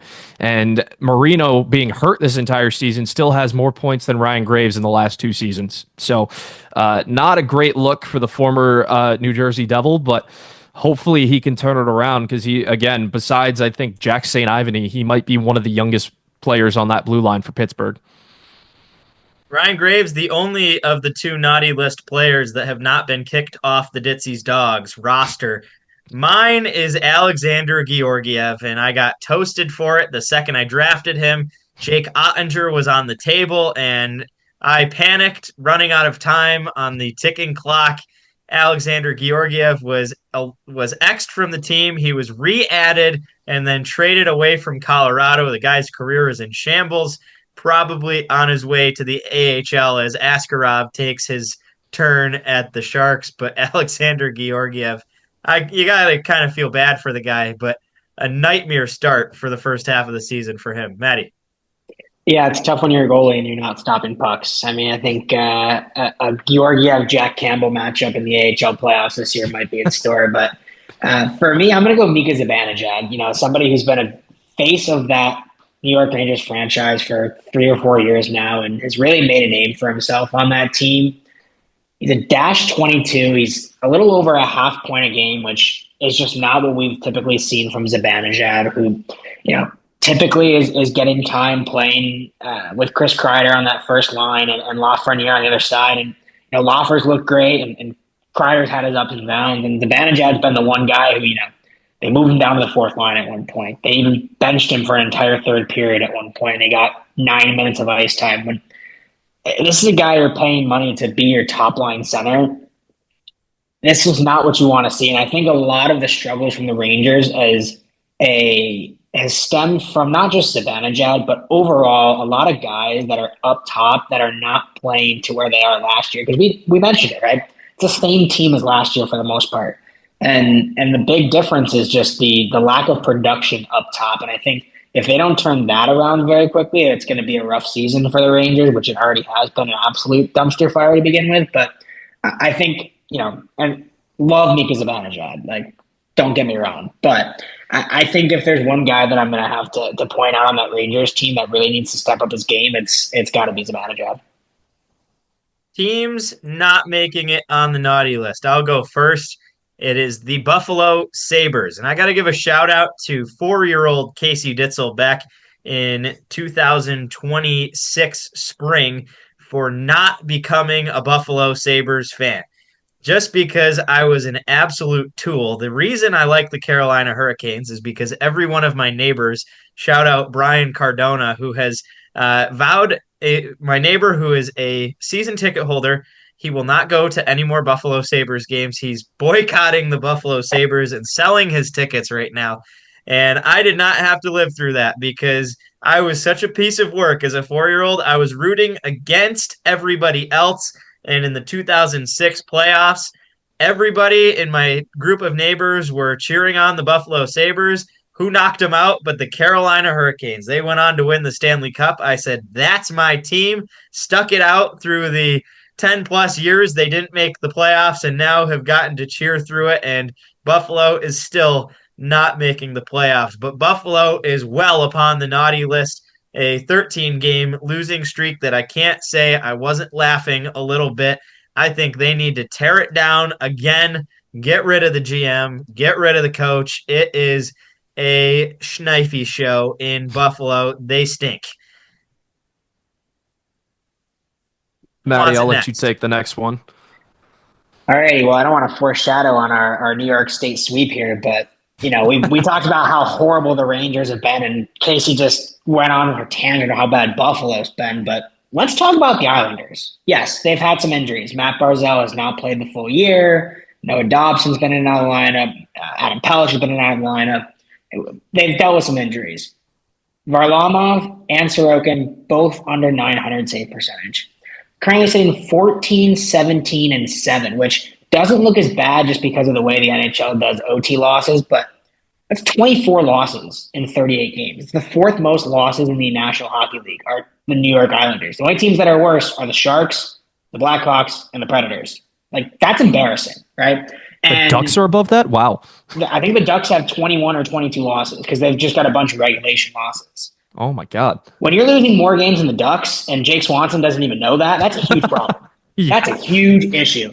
And it stems to the point of Patrick Waugh, they pull the goalie in their own D zone on a 5-on-5 faceoff after Dobson takes a dumb penalty with 40 seconds left. And you're like, this team's pathetic. There's no identity. They have this whole identity of we're going to play really boring shutdown hockey. Well, when you're not stopping pucks, you just suck at that point. So honestly, of the three teams in New York, like I honestly am lowest on the New York Islanders. I think there needs to be a complete overhaul. They have an aging core who clearly isn't working and hasn't been working for 4 or 5 years. They made one glory run during the COVID season. And other than that, like this team is just old, right? Like, and I think it's completely time to sell house. Patrick Waugh was a fun little idea, but he clearly does not have the locker room where it needs to be. And I think if there's any team in New York that needs to just completely sell house, it's got to be the Islanders.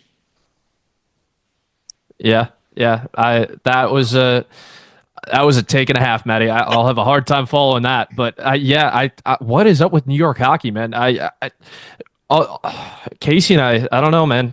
Both lived in New York, went to school in New York. Like, I don't know what's going on, but my team's going to be the New York Rangers. I mean, we've touched on it so much, I think, this episode. I'm not going to go too much more into it, but I mean, to go from, again, President's Trophy winners, getting a couple games away from the Stanley Cup Finals, to this, to hitting the panic button, trading your captain, trading a young forward with promise, and like, I just don't know where this direction is coming from, especially when we all thought, like, preseason that this was a team locked to make the playoffs, and especially with everything that's gone on the last month. I mean, again, I told you about December. They won 2 games, and one of them was against Buffalo.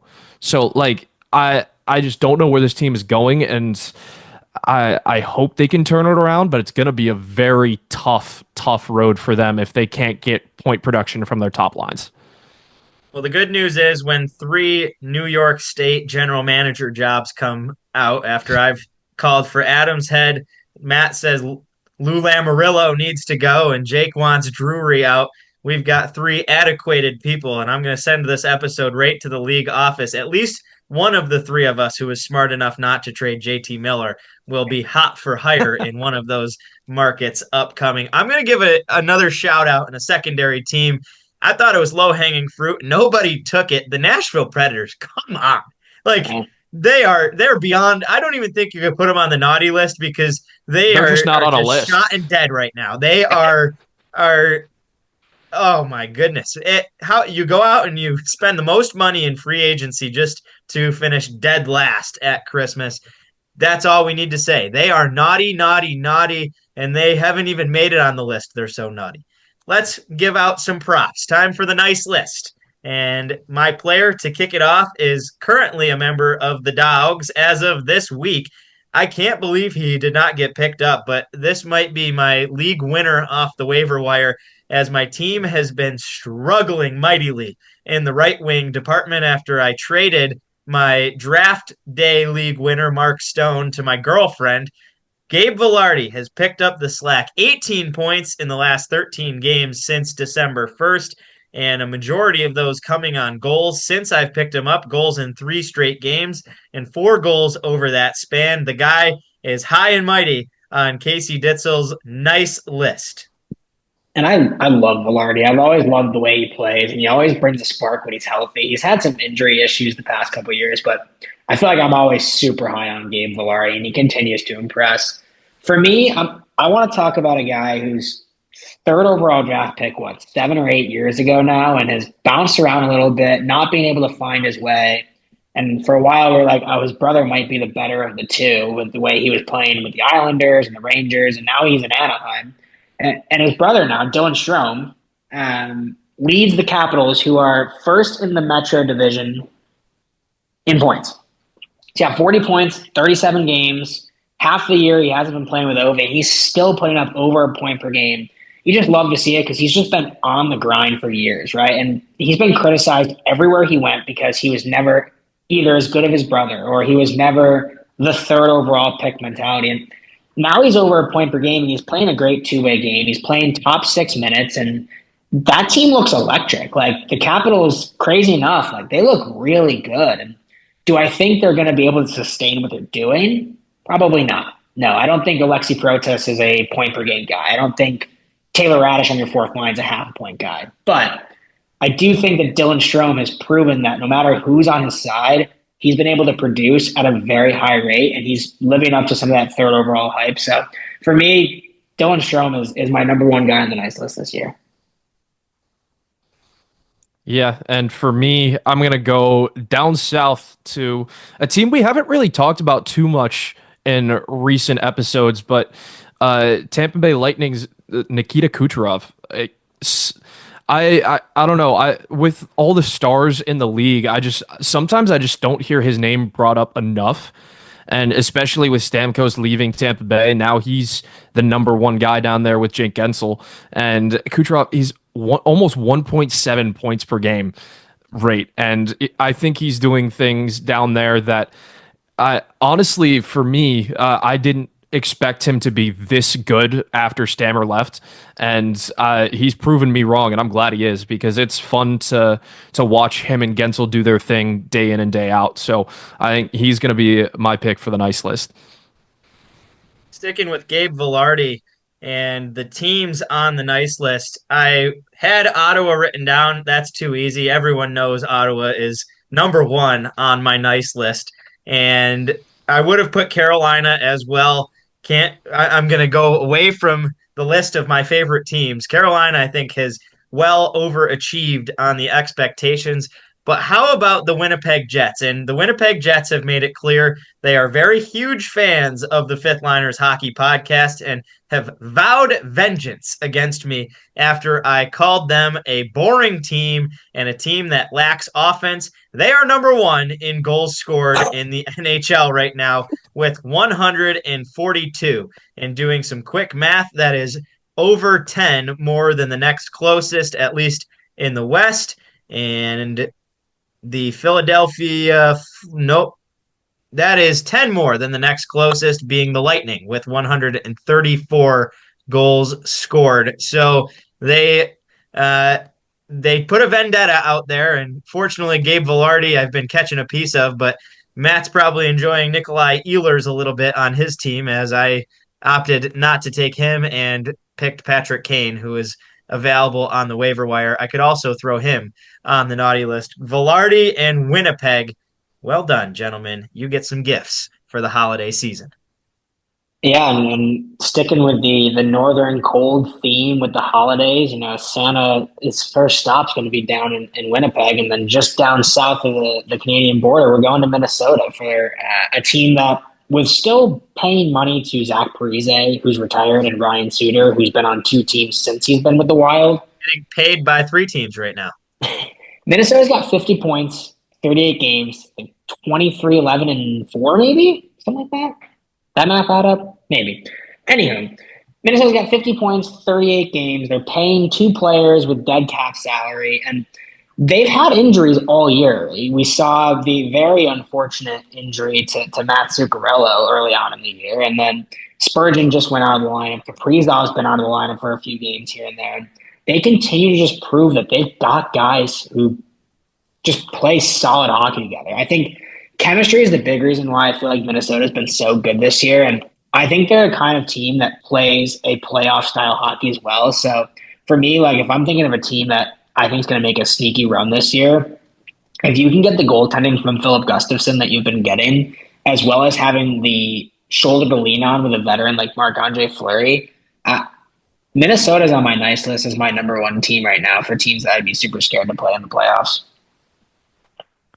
Yeah, and for me, I'm going to stick with my Ohio bias and go a little bit even more south to Minnesota and go to Columbus. And I think this one for me is just how are they keeping things competitive with especially their goaltending tandem. Elvis Merzlikins and Daniil Tarasov, I don't know how they're keeping Columbus in games. I mean, Elvis is having almost like a resurgent season with what he's doing. It's not pretty by any means, but he's doing what needs to be done to keep Columbus in games. And then one of my favorites, Jet Greaves, coming up for some spot starts as well, has been pretty good recently. So I think this team has the right kind of mix of veteran presence and some youth spark to make someone very uncomfortable in late games and especially in late season,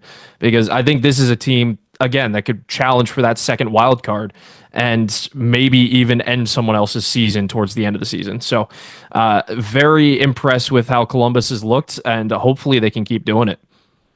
Those are the nice, and before that were the naughty. 2024 year in recap. Many coaches out the window, and in fact, 37.5% of the NHL's coaching staffs have turned over in the year of 2024. 12 coaching changes. Buffalo hires Lindy Ruff. Columbus, Dean Evison. New Jersey picks up Sheldon Keefe as Toronto gets Craig Berube and sends Keefe packing. Ottawa has Travis Green leading the Sens to the playoffs upcoming. San Jose has Ryan Warsawski on a death march. Maybe in 5 years they'll be good enough to get to where Ottawa is. Seattle has Dan Bilesma.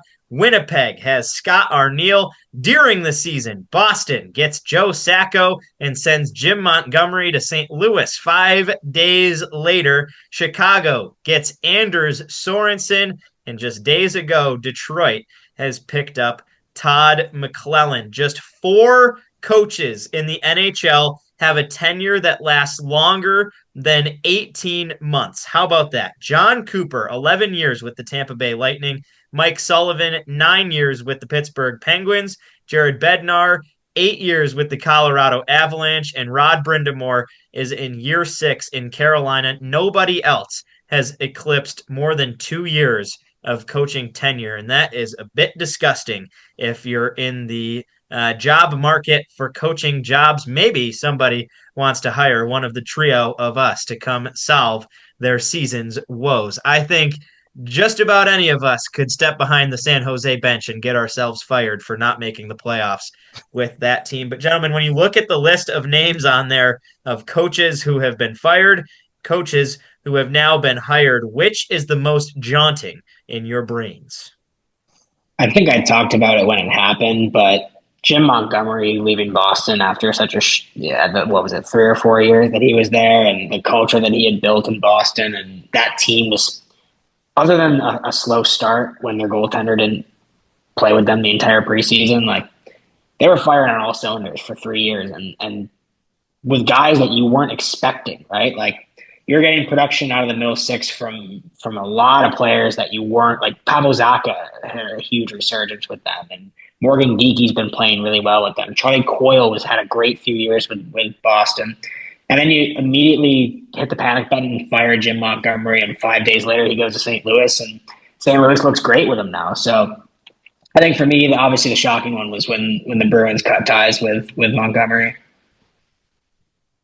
Yeah, see, for me, I think that's probably one of the top of mine, but the Sheldon Keefe, Craig Berube swap between New Jersey and Toronto, I think with Toronto having such high expectations for Sheldon Keefe and him to now go down to Jersey and do a decent job, I think that's kind of surprising to me. I thought he would be a little bit more hesitant to do what he's been doing, kind of almost just play conservative with that Devils team, because you can get a good season out of that Devils team no matter who you put behind the bench. But I think seeing him kind of just keep it steady behind the New Jersey bench after his whole thing in Toronto, and then Craig Berube coming into Toronto and making them look like where they should have been all along last season. So I think that kind of swap kind of stands out to me. But other than that, I mean, a lot of these just were, I mean, the Columbus, the San Jose, the Seattle, those ones don't really surprise me that much. And Buffalo with Lindy Ruff, I was just kind of confused at that one. That was just me being, really? Lindy? Okay, go for it. For me, I would go with the unreasonable firings, as I would categorize it. Both San Jose and St. Louis. David Quinn had no chance in that job, and they fire him after, Matt, was it 1 or 2 seasons there that he had? I believe he had 2. I want to say he had, but either way, 2 behind the bench. Either way, there is no way that team was going to. We saw that it was 2 seasons because we saw them last year, and that was not an NHL caliber team anywhere near the playoffs. And there's no chance anybody, whatever level coach, would have been able to get that team remotely near where apparently management wanted them. The other I feel bad for is Drew Bannister. Hired on the interim basis, hired halfway through the season, the team's in the wild card race, and Jim Montgomery becomes available. Goodbye, good night, see you later, pack your stuff. Montgomery's the new coach, and Drew Bannister never got a chance. Hopefully he can get rehired somewhere, but NHL coach, not a job profession that you want to have right now, and it's a good thing that we are on the broadcast side of talking about who gets hired and fired. Some massive trades went down throughout 2024, not to name a few of them. Allmark to Ottawa, revolutionary. Markstrom to New Jersey. Colorado, a complete rebuild of their goaltending tandem. Georgiev and Noonan out. Blackwood and Wedgwood in. Hannafin to Vegas, and all that did was get them nixed in the first round of the playoffs, but he signs an 8-year deal. Sergachev to Utah. Patrick Laine, now a Montreal Canadian. The San Jose Sharks doing everything they could to acquire everybody in the offseason, including Askarov from Nashville, Ceci from Edmonton, Liljegren from Toronto, as well as Georgiev picking up the trash from Colorado. Pierre-Luc Dubois and Darcy Kemper, a 1-for-1 trade between Washington and LA, and many others. What was the biggest trade of 2024? I think for me, it's got to be Markstrom to New Jersey, and seeing how Dustin Wolf has kind of stepped into that starting role in Calgary.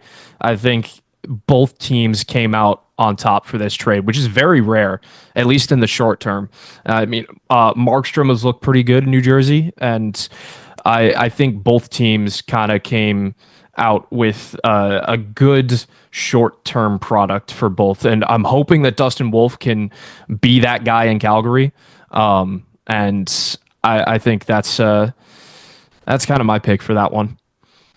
You mentioned win-win trades. Very rarely do you see a one-to-one swap where both teams end up benefiting greatly from it, right? And we talked a little bit about the Capitals earlier and how good they were this past year, like how well they've been playing at the end of 2024. And a big reason for that is Pierre-Luc Dubois. He's looked really good as a Capital. He's getting opportunities on the first power play and in the top six that, the Kings weren't really giving him with all the star power that they had up front. And he's another high former pick that's kind of bounced around and hasn't really found his footing. And, you give him a change of scenery and he finally is able to click with it in Washington.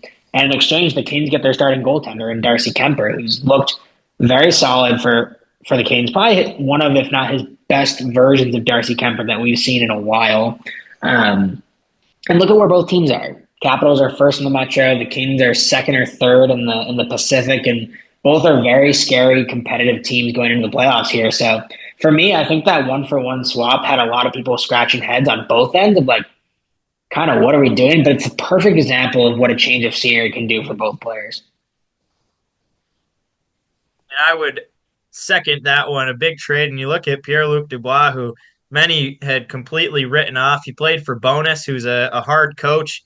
Played for McClellan, another hard coach, and now you go to kind of the new style players coach in Carberry in Washington, and it's worked out perfectly. Linus Allmark is revolutionary to the Ottawa Senators, and you look at when he's been hurt compared to when he's been playing, and under 1.25 goals against average in the month of December. That is phenomenal. I would give him some snaps.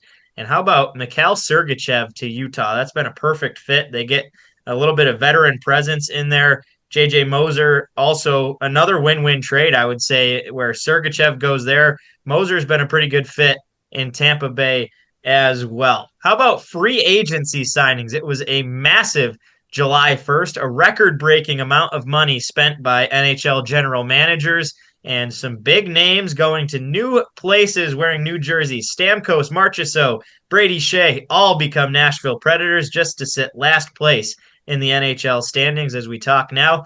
Jake Gensel, technically it was a trade. We're going to call it a free agency signing by Tampa Bay, but Gensel is a Lightning now. Tanev and Ekman Larson go and bolster the Toronto blue line. Skinner and Arvidsson to Edmonton. Shane Gostisbehere back in a Carolina jersey and many others. Gentlemen, what was the biggest free agency signing that boggled your mind?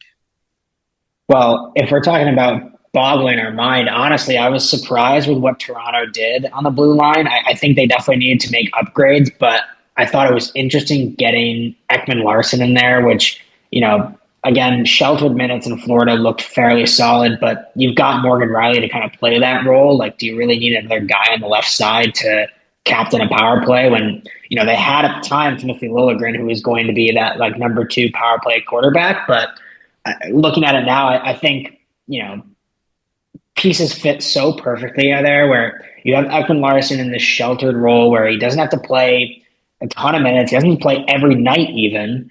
And when they try and get Simon Benoit into the lineup there on the left side. But the big one's Chris Tanev. He's looked super good with Morgan Riley and has really allowed Riley to do what he does best and carry the puck and make plays on the offensive end. And for a while, there was just a lot of question marks on who they were going to put on that right side and pair with Morgan Riley, because it's an interesting defenseman to pair with. But I think Tanev was a perfect fit there, and we clearly have seen that so far as they've looked so well. And a lot of that has been attributed to the upgrade that they made on defense. Yeah, for me, I kind of alluded to it earlier, but I really like the Gensel and Tampa Bay fit. And he's been doing very well. And again, another one of the products of learning from Crosby and Malkin and learning how to be a really good point scorer on that first line. And I think Tampa Bay has really been a good fit for him, and especially staying in the East and playing teams that he has played before night in, night out. I think he's looked very, very good alongside like Kucherov and Braden Point, and hopefully he can keep doing that in the playoffs when Tampa Bay gets there.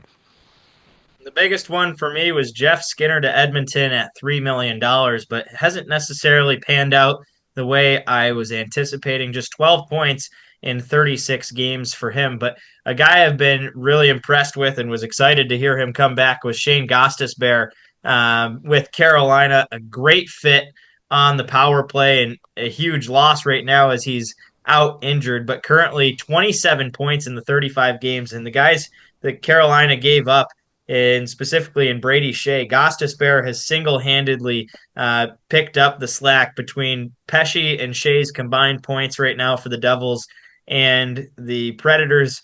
Gostisbehere individually has more than both of them combined, so I think that's a big one. And Matt, to piggyback off yours, Toronto adding defense is a terrifying thought for someone who roots against the Leafs in the playoffs, but if I'm the GM of Toronto, I am going and making a huge goaltending trade, because that was the one game that we were at with the Sabres, the Hildebeest in net, and I love the nickname, but he could not stop a thing that was coming his way, and they come away with a 5-3 over win. But if you can get moderate goaltending there, and Wool's been injury prone, it's the same argument that Carolina has, and ironically, I'm on the other side. I think Carolina doesn't need to do a thing in net with Anderson coming back, and Kochetkov's proven he can run that crease.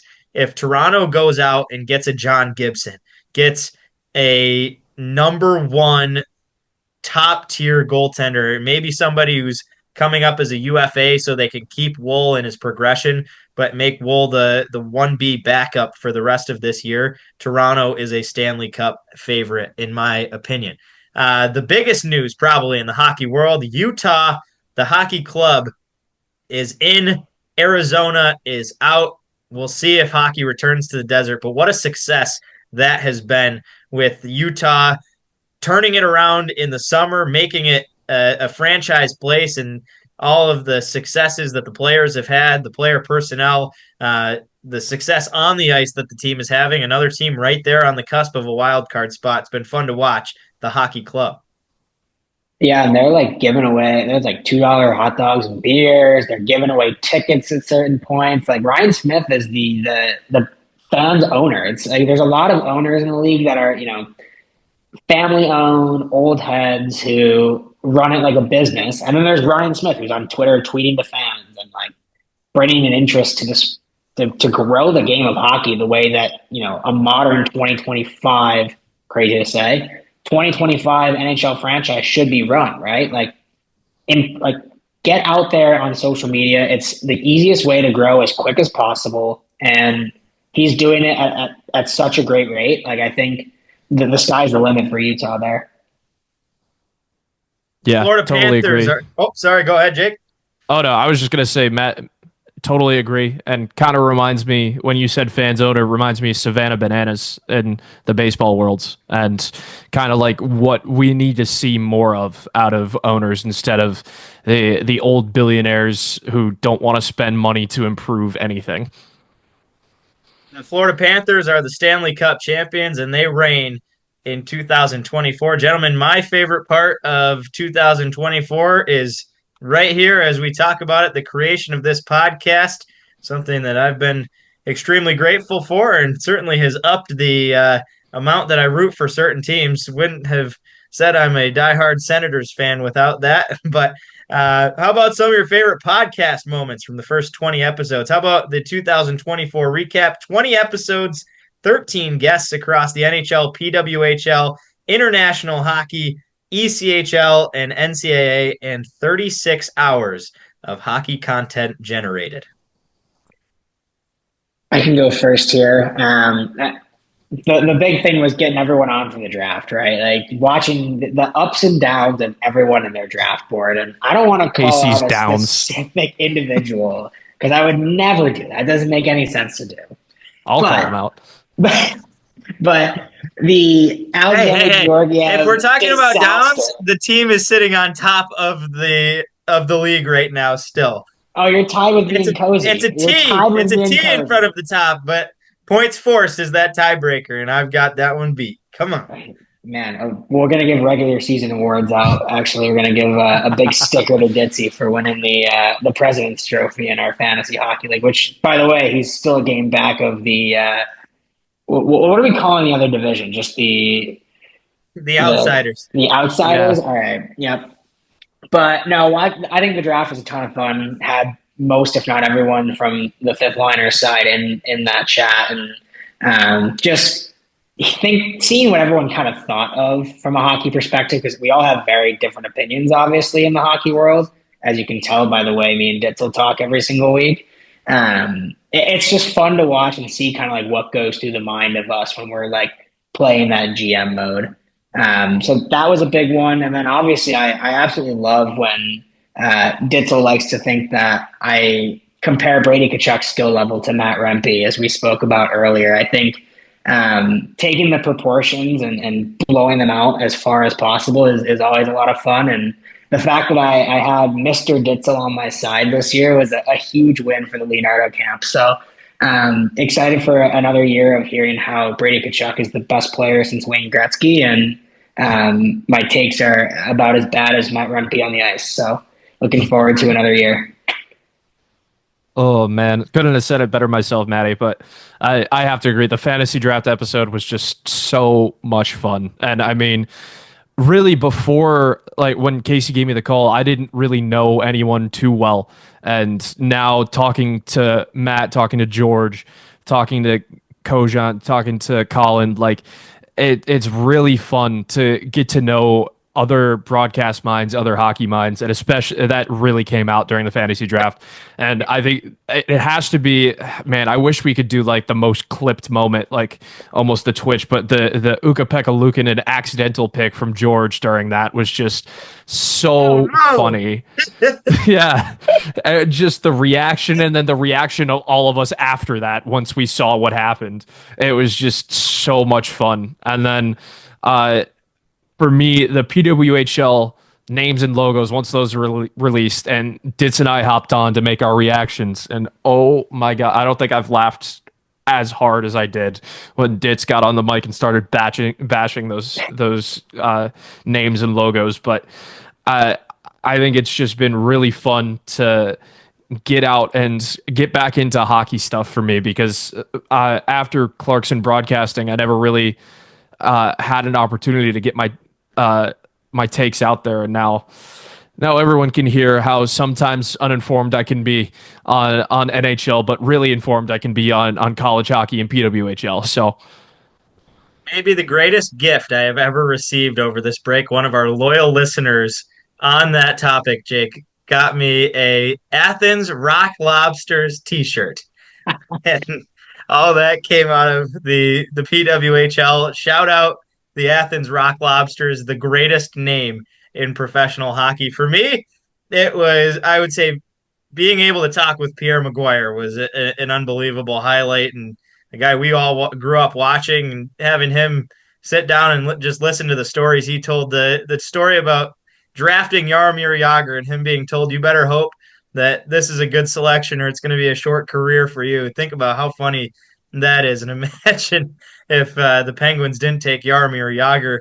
And then every week we get a big time Atlantic guest on, having guest after guest tell Matt how great of a player, how electric Brady Tkachuk is. Sens coach Ben Sexton, Pierre Maguire, and Jimmy Murphy all getting absolute T-ball questions to stick it down Matt's throat on how great of a bad take that was from him.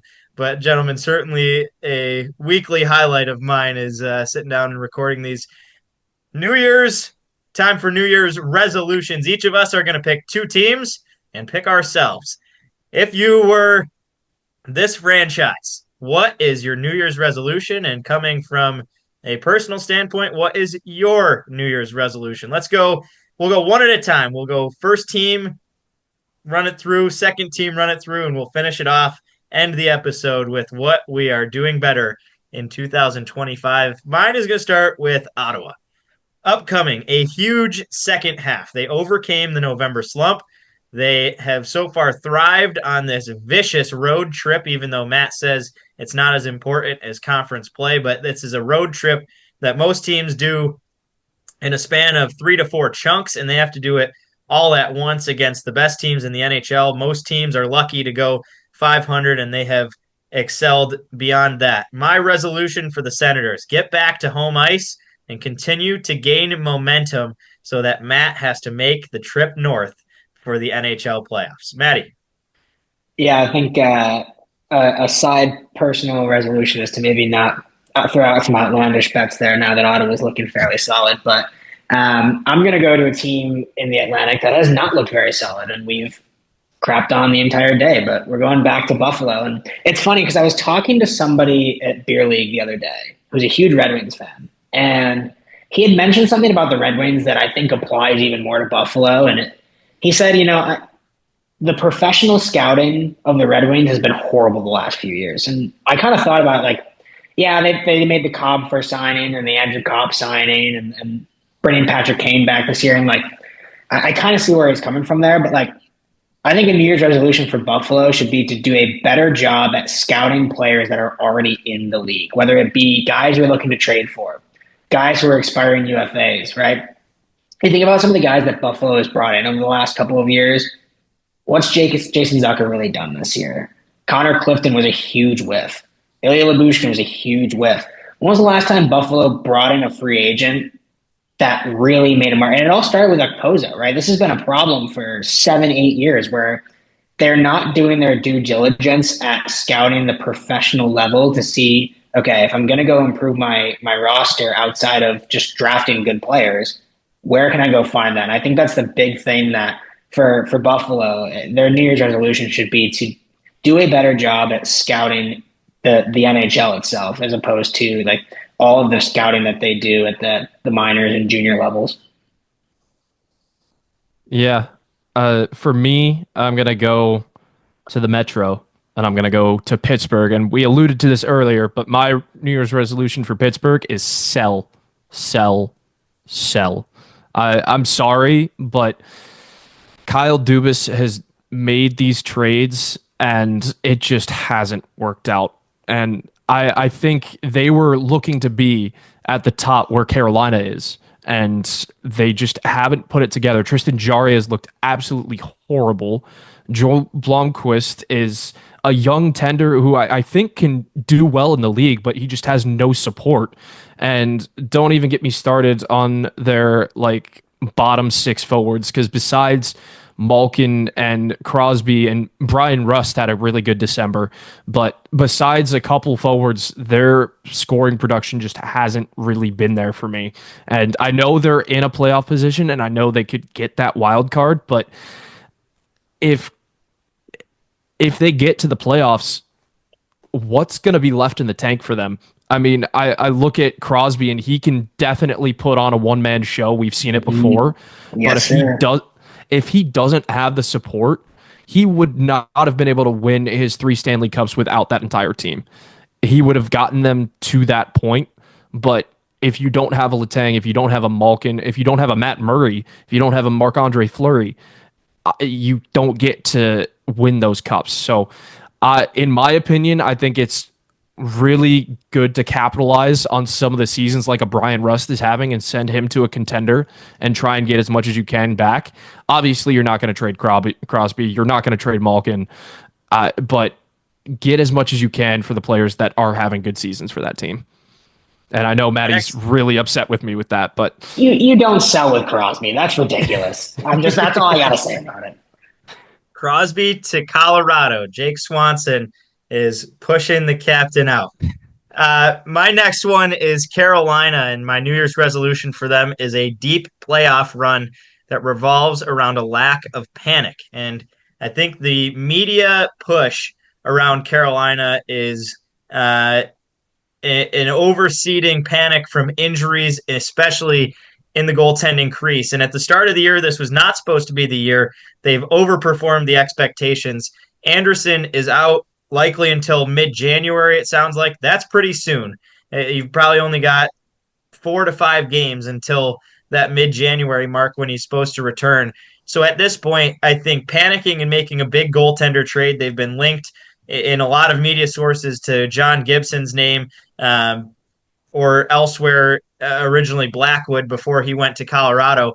But I think it is outrageous. They need to stick it out, stick with Anderson as he returns. Maybe if he gets hurt before the trade deadline again, okay, time to move on. But Pyotr Kochetkov has proved he's good enough to be that number 1 guy and that number 1A. He's played every single game other than a few times he's dove in front of poke checks and got himself knocked out for a couple-week concussion. But I think that's your tandem. I think you stick forward, and if they're going to make a move, it's got to be a move for a big top 6 center. You look at the success Gensel brought, even though they fell short there. Someone huge like that, I would love to see the Canes make a move up front. I like the D-core again there. I'm content with the goaltending, even though nobody else in the media is. And a top 6 forward, I think, is going to put them over the edge. If you get Kokiniemi off the second line center and put him down as a 4th liner, that's a pretty good center group if they can get JT Miller in there as the number 2C under Sebastian Aho. Who could possibly trade JT Miller? What a preposterous take there, Casey. I will go to Vancouver, though, and I think there's 2 things for a New Year's resolution, one of which is possible, the other which is very not possible. But if they can create some sort of healing potion, both from a spiritual and physical realm, I think that Vancouver can get back on track, whether that be from Demko early on in the year and now Quinn Hughes, Philip Roenick, their entire roster pretty much. But I think the big thing is just consistency. I think Vancouver's just been so up and down, and not only just this year, but over the past 5 or 6 years, right? Feels like every time it's like the Bruce Boudreau, like Bruce, there it is, holy cow, like they had a fun little stretch there, and then they missed the playoffs. And last year they came out of nowhere and played really well, and then almost lost to Nashville, and then they ended up losing to Edmonton in the second round. They just haven't been a consistent performer year in and year out. It almost reminds me of the 2010s Philadelphia Flyers when they had that stretch where it was like they'd make the playoffs, they'd miss, they miss. They were like 9 straight years of consecutive make, miss. And I feel like Vancouver's starting to fall into that realm just because of the lack of consistency. I think it stems mostly on the back end. Like I think their defense is just not at a place that's going to be good enough to play good hockey every single night. But I think overall, like just be a consistent, solid team, Vancouver. I think try and find your bearings and like just play a consistent game. And I think that'll at least get you in the playoffs. And then once you're there, if you can get hot with some of the firepower they have up front, and if Demko's healthy, like they could still make a run in a tough Western Conference, in my opinion. Leave it to Matt Leonardo to dance around the fire and put his herbs together for a healing potion as general manager while he keeps Elias Pettersson. Well done, Matty. Thank you very much. For me, this last one is a little bit of a personal note, but Anaheim, for the love of God, stop trading people before their 1,000th game in a Ducks uniform. Come on. They did it to Cam Fowler. They did it to Corey Perry before he did it. Like, Cam Fowler is the longest tenured Duck, right behind Ryan Getzlaf. Like, this guy has been through everything with Anaheim, and this, like, I get it that you wanted to get as much as you could for him, but like, come on, man. There's got to be something to play for. We know Anaheim's not making the playoffs this season. They've had some good wins and they've had some good flashes of people, and I just wish that they would have let him finish it out his 1,000th game. Like, it's cool that he got to do it at the Winter Classic, but I don't know. The loyalty factor isn't really considered much nowadays, but I think it would have been really nice to see Cam Fowler hit that 1,000 game mark, and hopefully they can do this with the new crop of guys. Like, if Zegras stays the whole time, I think that would be really cool. But yeah, also just Anaheim, please stop making me not watch your games. That's another thing. You think anyone ever gets to 500 games for Vegas? Speaking on that loyalty piece, like I think, yeah, I think Zegras might get to like 987. They'll dump him. Cutter Gauthier gets to like 994. They dump him. But like Jack Eichel's gone after game like 275, maybe. Petrangelo's got to be close. I feel like who's the? I mean, or Shea Theodore. William Petrangelo's got an 8-year. I wonder how many Stones. He's always hurt, though. Because Carlson was the original draft. So I feel like he's got to be the guy who's played the most games in a Vegas sweat. I feel like Shea Theodore's up there, too. He's been hurt. So, yeah. Let's see. I got 530 NHL games in a Vegas Golden Knights sweater for William Karlsson. Shout out to Wild Bill. Yeah, jeez. Wow. Plus 121. Good for him, man. What a little career he made in Vegas, and it's obviously still going, but good for him. Yeah, Mark Stone is not there by my math. I bet Mark Stone gets there though if he can play. Oh, actually, I just took a look. Braden McNabb is the leader with 539 games played. Wow. I don't know. Is that all? Hold on. I got to double check and see if that's all with. Yeah. Yeah, it is. Is that all? Oh, my God. Yeah. So 539 games. So, yeah, they did. They have. Will anyone get to 750 is I think the next one. That's the next race is 750. Because you have 4 more seats. Like McNabb's 34. He's not going to get there. Shea Theodore's at 480, so he's got 20 games left. Okay. Interesting. Now, to answer your question, yes, Matt, somebody will get to that mark. Finish it off with some personal New Year's resolutions here, and it's 2025. So each of us looking forward, we'll go. Let's go one career resolution and one elsewhere. Matt's running a marathon, so that one's pretty. Except according to Matt, pre-recording, running a marathon does not count as a New Year's resolution because you're not resolving anything, is what Matt says. Career wise, I've got a couple big milestones coming up actually. On February 8th, Women's Senior Night is my 100th career women's hockey ESPN broadcast. And that's my birthday, by the way. Is it? Happy birthday. We'll celebrate together.